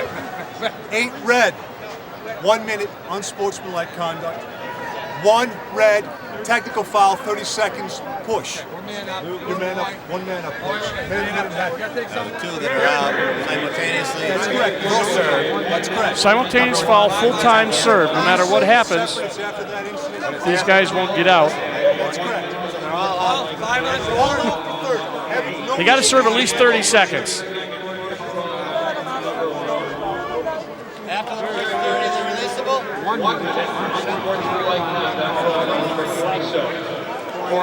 I think they have to serve at least the amount of the lesser penalty, which is 30 seconds. 2 guys are out for a minute. 1 guy from Cornell is down for 30 seconds. So I think they have to serve at least 30 seconds. Simultaneous foul. I can look at my brand new men's lacrosse rule book blown up for my eyes, but I'm pretty sure that's what it is. Full-time serve. You know what I would like to see? You know how they have all these computer books out now, Windows for morons and stuff like that? Absolutely. That's what we need for the lacrosse rule book. That's right. Lacrosse rules for idiots. Rules for idiots. So they start play. Syracuse man up. 4th opportunity. They have yet to put one in the hole, and as I say that, Paul Carcaterra makes a liar out of me and puts it past LaRocco for their first man-up goal. And Syracuse back to a 10-goal lead at 18-8.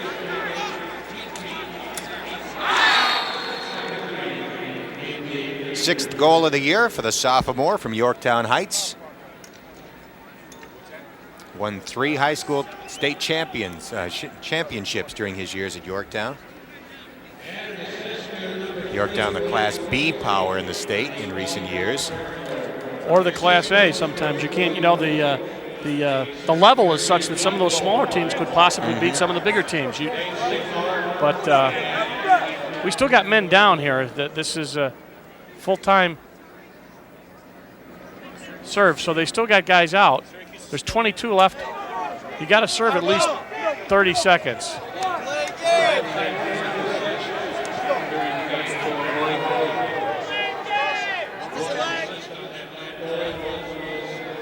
Fans are yelling delay of game because Cornell is taking a lot of time getting the right personnel out onto the field.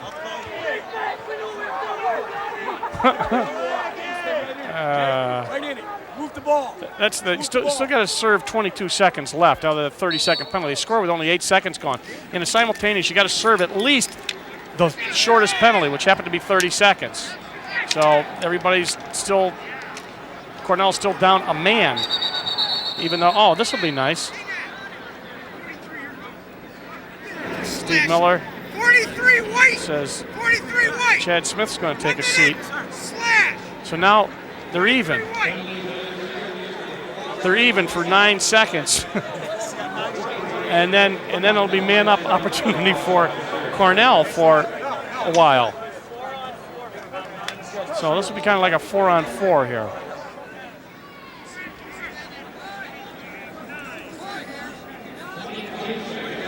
Good look at Anthony Pavone as he brings it in.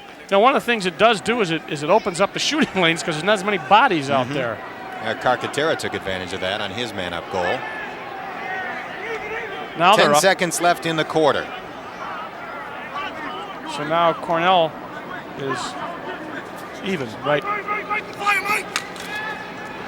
High shot will end the quarter. And what a quarter it was for Syracuse. The Orangemen up 7-3 at the half, and Syracuse put 11 goals on the board in the third quarter. On the Brine scoreboard, it's Syracuse 18 and Cornell 8.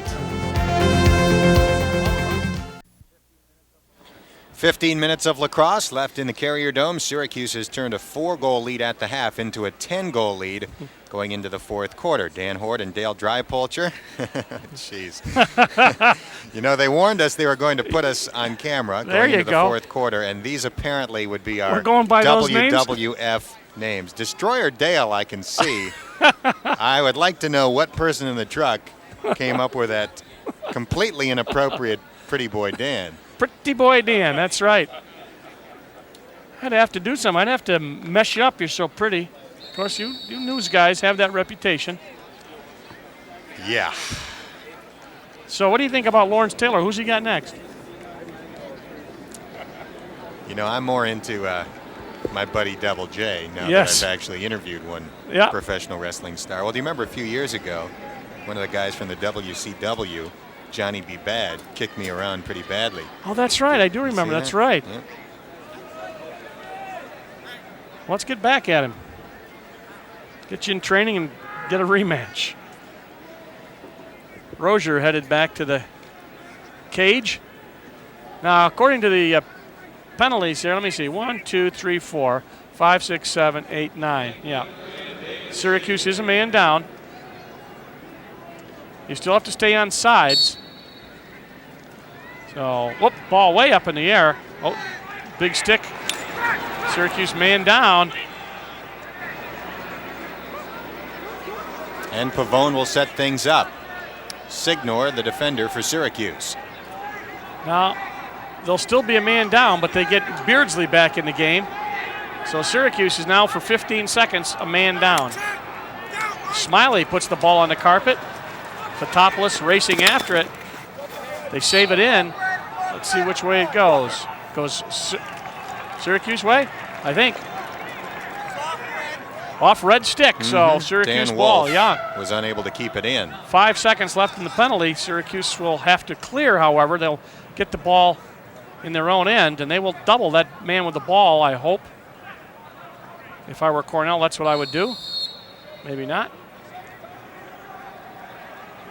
They'll work off the penalty. Is now up. Beardsley on a break. Bouncing it back to Colsey. Licamelli shoots and scores. Syracuse 19, Cornell 8. Licamelli, nice pass from Colsey. So Colsey gets an assist. And he just turns and takes the jump shot. But Colsey, real nice assist. I think Colsey's playing one of his best games.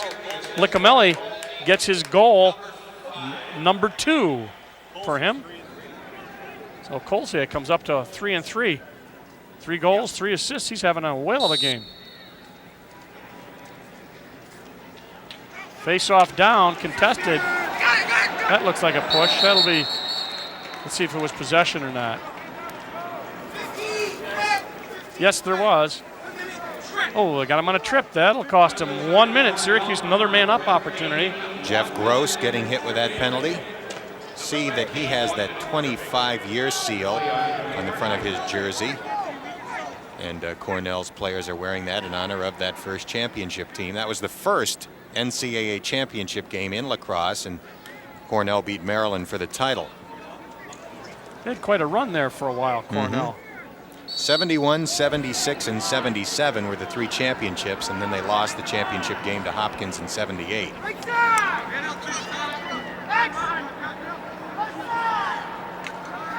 Came back to play in championship games back-to-back in 87 and 88, but lost both of those title games, including the 88 game to Syracuse. There's a play-on call there that means that we'll let you play, but if the bad guy gets the ball, we stop it and give it to the good guy, and that's what happened. Cornell will get the ball.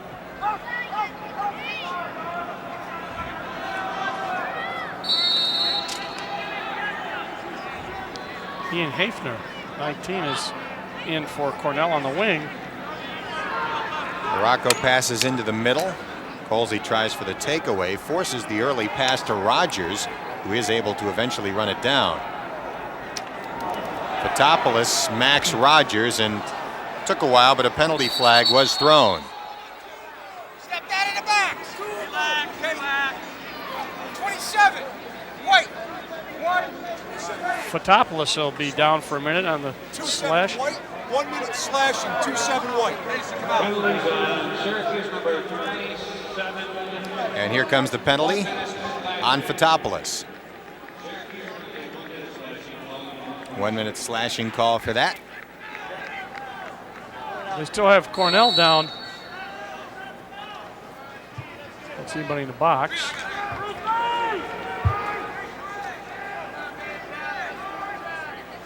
Cornell a man up. Candler has scored in the man up today. Watch number 8 at the top. Oh, now they move. Pavone shoots. And the race is on to be closest. That'll be Syracuse ball. Yeah, Beardsley there. Good hustle by Beardsley. Good hustle by Beardsley. And we'll see if Syracuse has any trouble with a clear, a man down. Well, you'd think they would, wouldn't you? Let's see what Beardsley does. He's going to be guarded by Matthews. You take all the time you want to.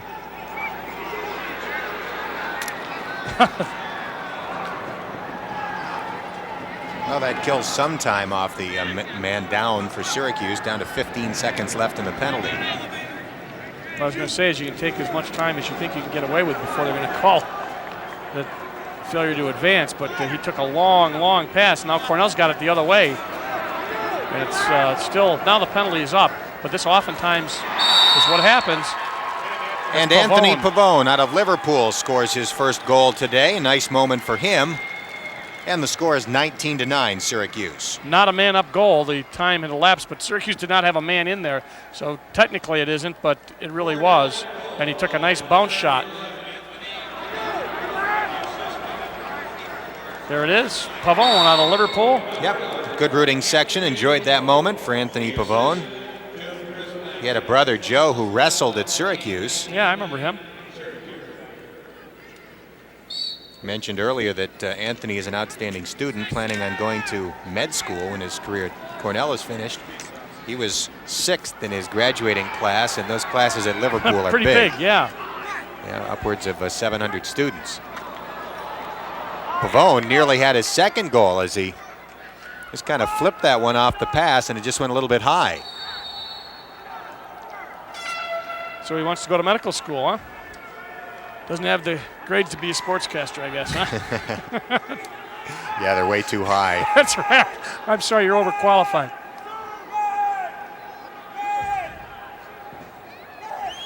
So long time for Syracuse to clear the long pass to Beardsley. And Syracuse with 20 more shots than Cornell in this game. Sullivan in the middle of the field. Gets around Pavone. Dumps it off to Colsey. Colsey retreats. Rogers on him. Yep. Takes it way back to reset, restart. Takes it over to the left-hand side. Just kind of rolls it back to Morrissey. Colsey out, Price in. Cab of it. 11 minutes left in the game.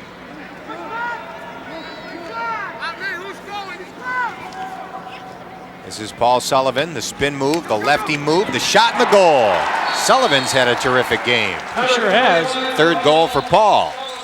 Both Sullivans. Sullivan from Cornell's had a good game too, but He that also was has 3 goals. right. The one from Syracuse, and I think this goes right between the legs. Let's see the left-handed shot.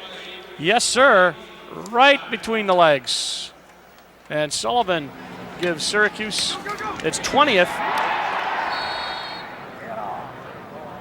Syracuse's season high 23 goals in the second game of the season against Yale. That was a 23-9 win, and this is a 20-9 lead. Timeout. Big Red at Cornell.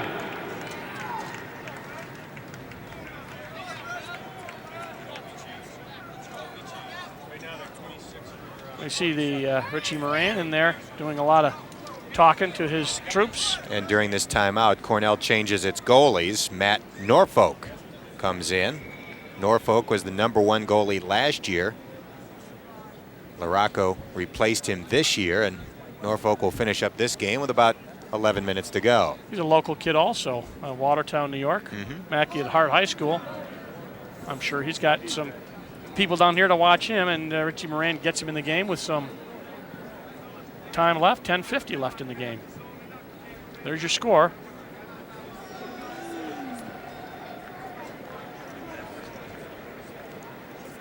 Norfolk warming up. John Desko and company. Laddie Horrell right there with the white hat. Just look at the camera, and that's Roy Simmons Jr.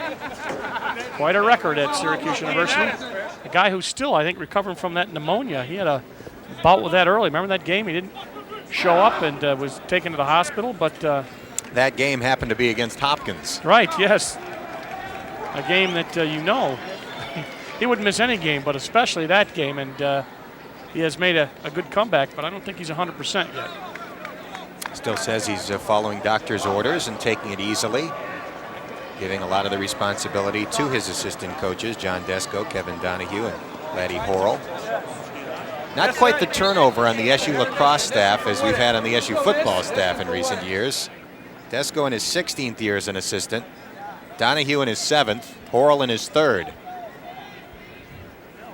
All local guys. And Roy Simmons Jr. in his 25th season as the head coach. What do we got? Illegal procedure over the line. So that should be white ball, yeah. Defensive man can't go out of the box until possession is signaled or told by the official, and Syracuse gets the ball. Oh, good break. Rogers takes him down. Ball is down. Carcaterra after it.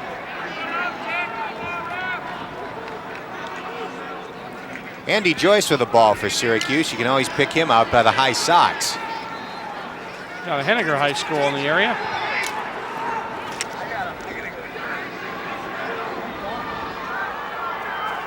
A little foot race here as Schmid racing with Danler. Danler to Pavone.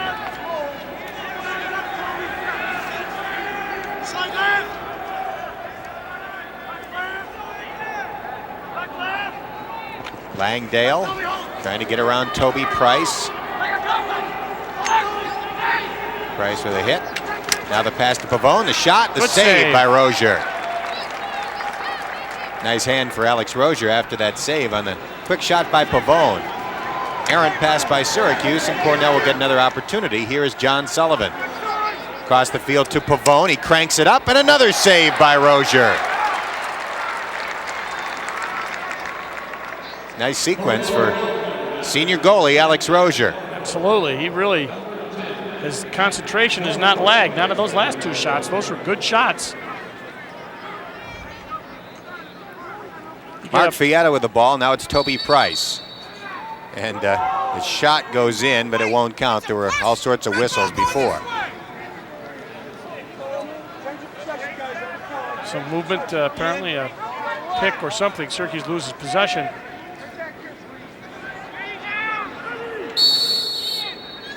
Norfolk didn't get a chance to deal with that. Syracuse getting quite a few of its third-string midfielders and second-string defensive players into the game.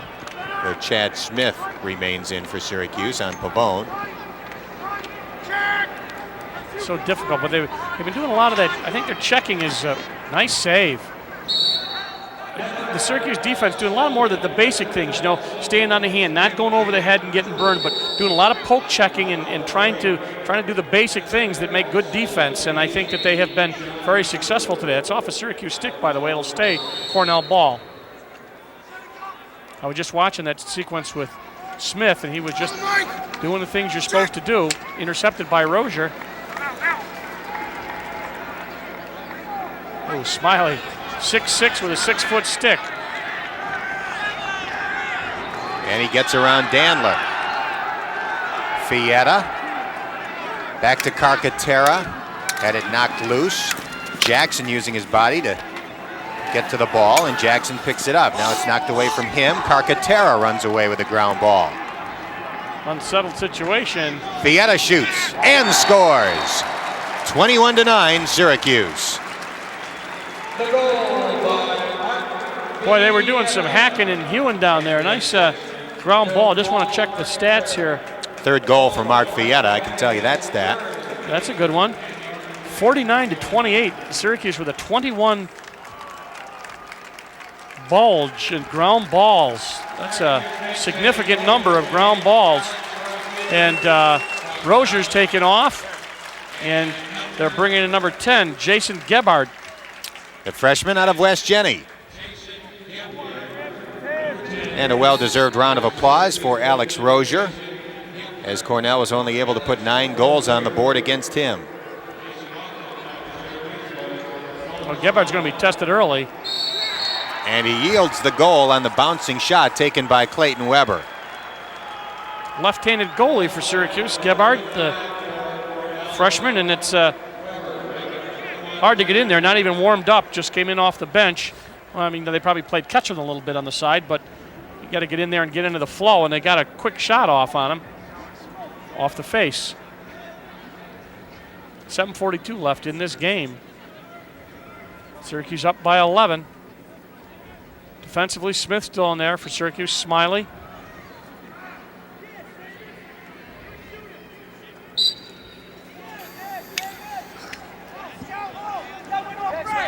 Let's see where this called. Red ball, so Cornell will get the ball. And Rourke Denver, and also for Syracuse defensively. That last faceoff for Syracuse was taken by Seamus Lyman, the Syracuse wrestler. Yeah. Also plays lacrosse. Quite an athlete from Watertown, New York. Oh, this is a fast break in the hole. John Sullivan looking for his 4th goal. His shot went to the left, and Dandler sprints after it, allowing Cornell to hold on to the ball.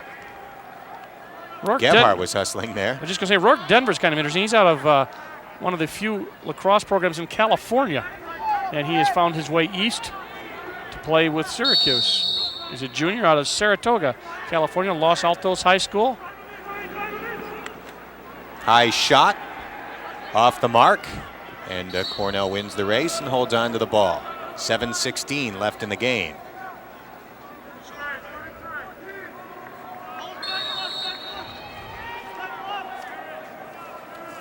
Dan Wolf with the ball, Denver on him. Dandler tries to go behind the back. His shot was wide. Gebhardt showing tremendous desire. Yeah. Couldn't quite win the race. Gebhardt redshirted last year to rehabilitate a knee injury, and certainly was very highly thought of coming out of West Jenny a couple of years ago. Also an excellent hockey player there. 6 foot 190 is Gebhardt. Good sized goalie.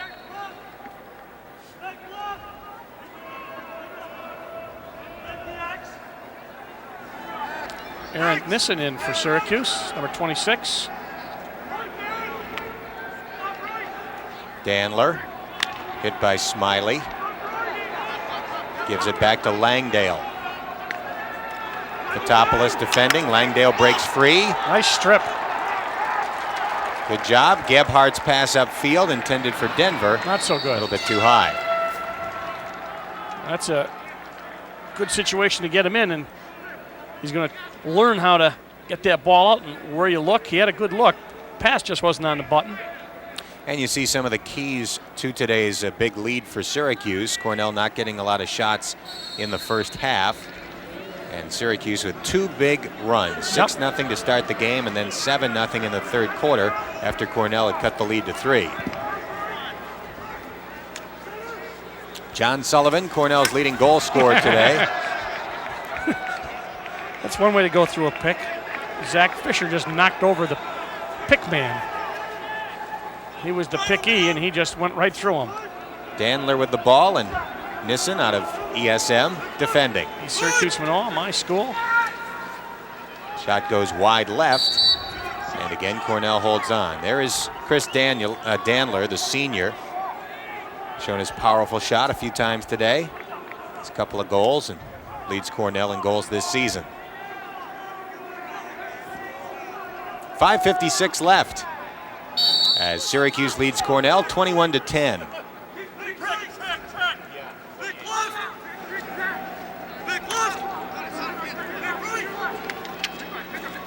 Pavone's pass to John Sullivan, and he shoots and scores. Penalty flag flies after the goal.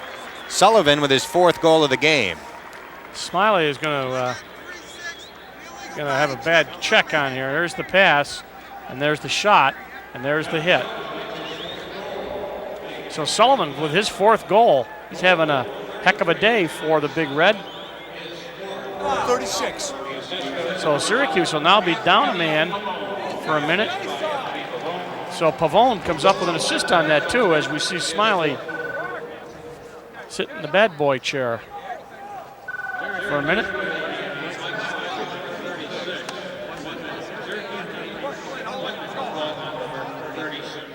Beardsley was in the face-off circle with his big stick, but they're going to move him to the wing. Syracuse has Wittek out for the face.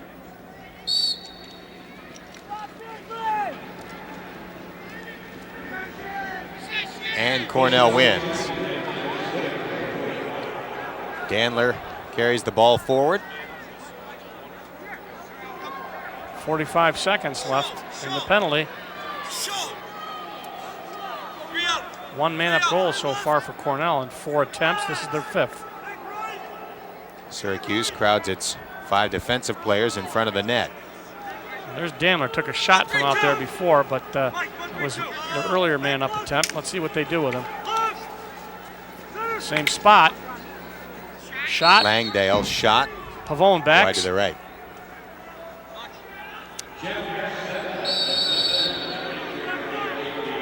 Pavone charges forward. Langdale back to Dandler. He'll crank it up. And he hits the pads back by the stands in the air.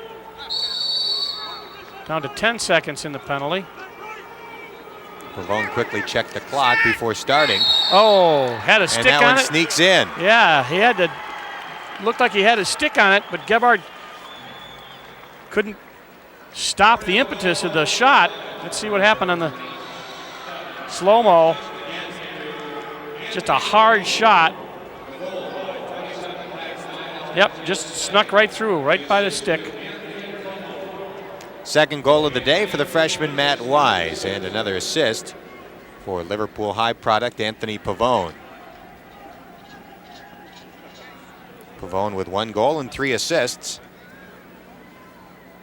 all coming in the second half. Clayton Weber won the faceoff for Cornell and gets the ball back. Brian Rogers up to Pavone. Syracuse with a 9-goal lead. Zach Fisher in, 17 for Syracuse. Uh-oh. Bounce shot, wide of the mark. Penalty flag down again. Let's see. Rourke Denver. Unnecessary roughness. 16 White has 1 minute unnecessary roughness. 16 Denver on his way to the penalty area. Officials have done a good job today. Terry McNabb, Steve Miller, Bill Evans, and Paul Stockwell. Richie Moran.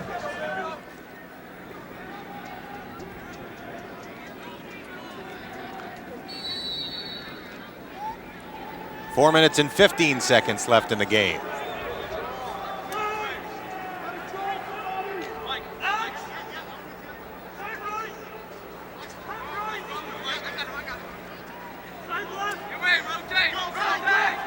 Looking for the sneak, almost. Now it's a battle for the ground ball, and Pavone beats Schmid to the ball. Back to Langdale. Now it's John Sullivan looking for his 5th goal of the game. His shot went wide. Still Cornell's, 3:47 left in the game. John Sullivan came into the game with 5 goals all season. I was just going to ask you that. Put 4 on the board today, all in the second half. Big day for Sullivan.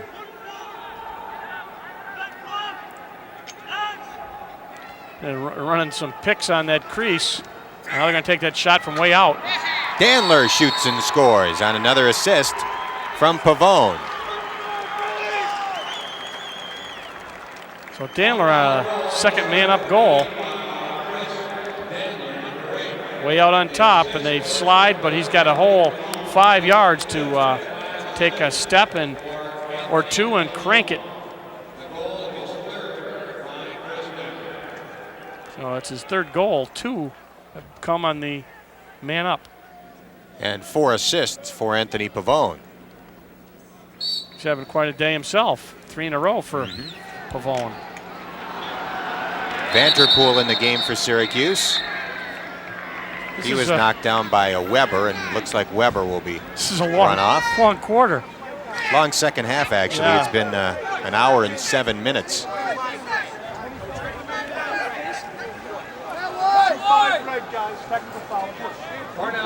So Syracuse will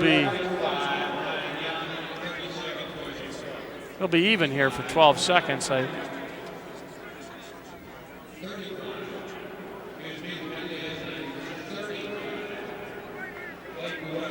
So Weber's going to get the penalty, and Syracuse they'll be even for 12 seconds, then Syracuse will be man up. It's coming, watch out!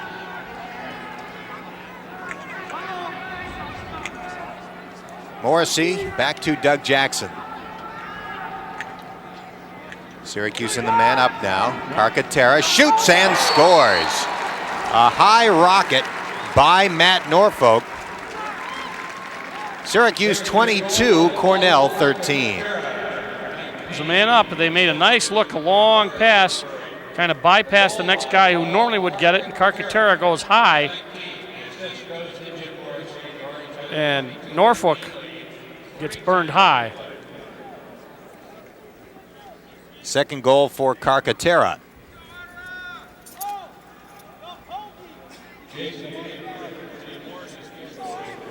.310 left in the game. Ball down. Syracuse not able to control it yet. Now they do. It's Cummings. By the way, that last assist was the 4th of the game for Morrissey. Ball was sloppy down. as Syracuse tried to pass upfield. Looks like pretty much everyone's getting a little playing time for the Orangemen.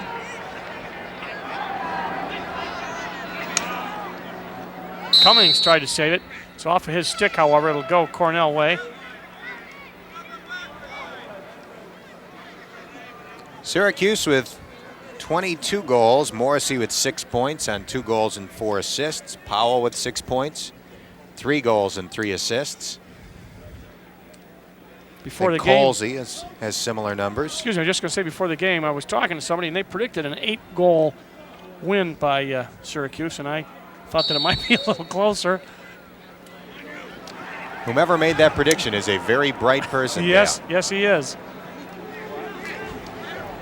We have to go along with. Actually, I have to say that it was you, Dan, and Frank, our producer. While I opted for a closer game, but Pavone with a pass, and the man that it was intended for did not know it was coming. Matt Wise was the so-called intended receiver, to take a football term. Syracuse will clear. Colsey, by the way, 3 goals and 3 assists as well. So 3 Syracuse players have 6 points. I think Colsey looked very good today.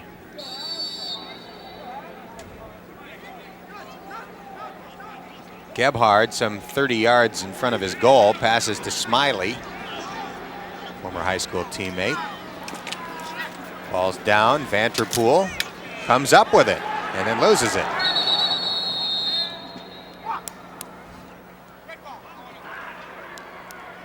Covered 1:51 remain. I'll have to look that one up. Vanterpool dribbled the ball.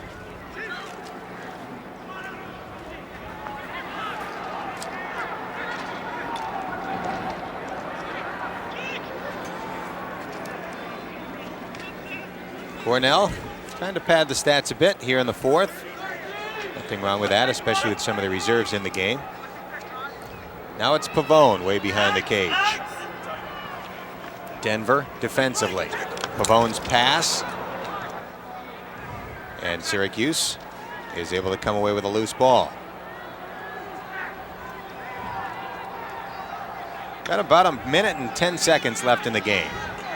Smiley with the big stick. Gives it up. And sophomore Doug Jackson out of Jamesville DeWitt. Passes to Fietta. Fires in front. Shot and a score. Nice look.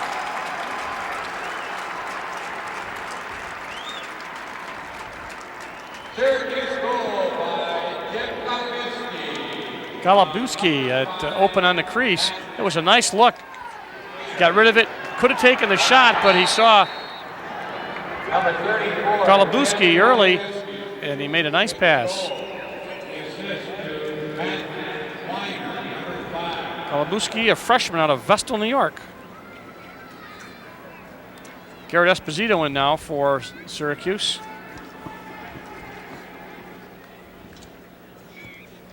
Syracuse equaling its season high for goals in a game with 23.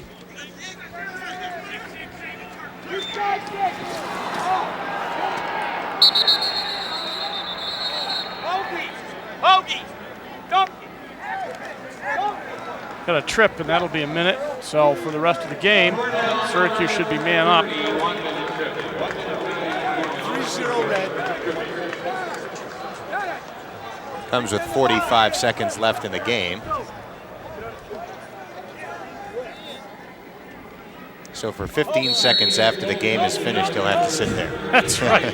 He's not allowed to get on the bus or take a shower. But only for 15 seconds. That's right.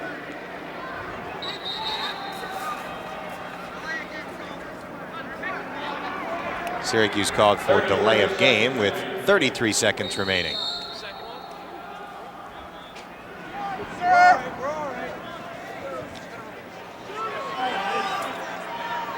It's Franck with the ball, the big stick, knocked out of his stick. Failure to advance. Syracuse ball. 11 different players have scored goals for Syracuse today. And Fietta shoots and scores. No, I beg your pardon. That is Matt Weiner scoring for Syracuse. Yep, number 5. Looked like 9, but you're right, it's Weiner. Sophomore out of Baltimore. Ball was down He just did a little overhand shot right in front of the goalie on the left side. Scored Syracuse's 24th. And that's going to be just about it. 11 seconds left. Syracuse, I think, in the first half, good job of riding. Was very impressive, and they did a nice job in the face-off circle. Matt Wilson wins the face-off for Syracuse. Quick shot, saved by Norfolk. Picked up by Syracuse. Last second shot goes wide, and that will do it. So Syracuse has defeated Cornell for the 9th consecutive time. Richie Moran's all-time record against Syracuse falling a game below 500 at 13-14. A look at the Brine scoreboard shows that Syracuse wins it by 11. The final score, Syracuse 24 and Cornell 13. For Dale Drypolcher and the entire Super Sports crew, this is Dan Horde saying thanks for watching and good evening from the Carrier Dome.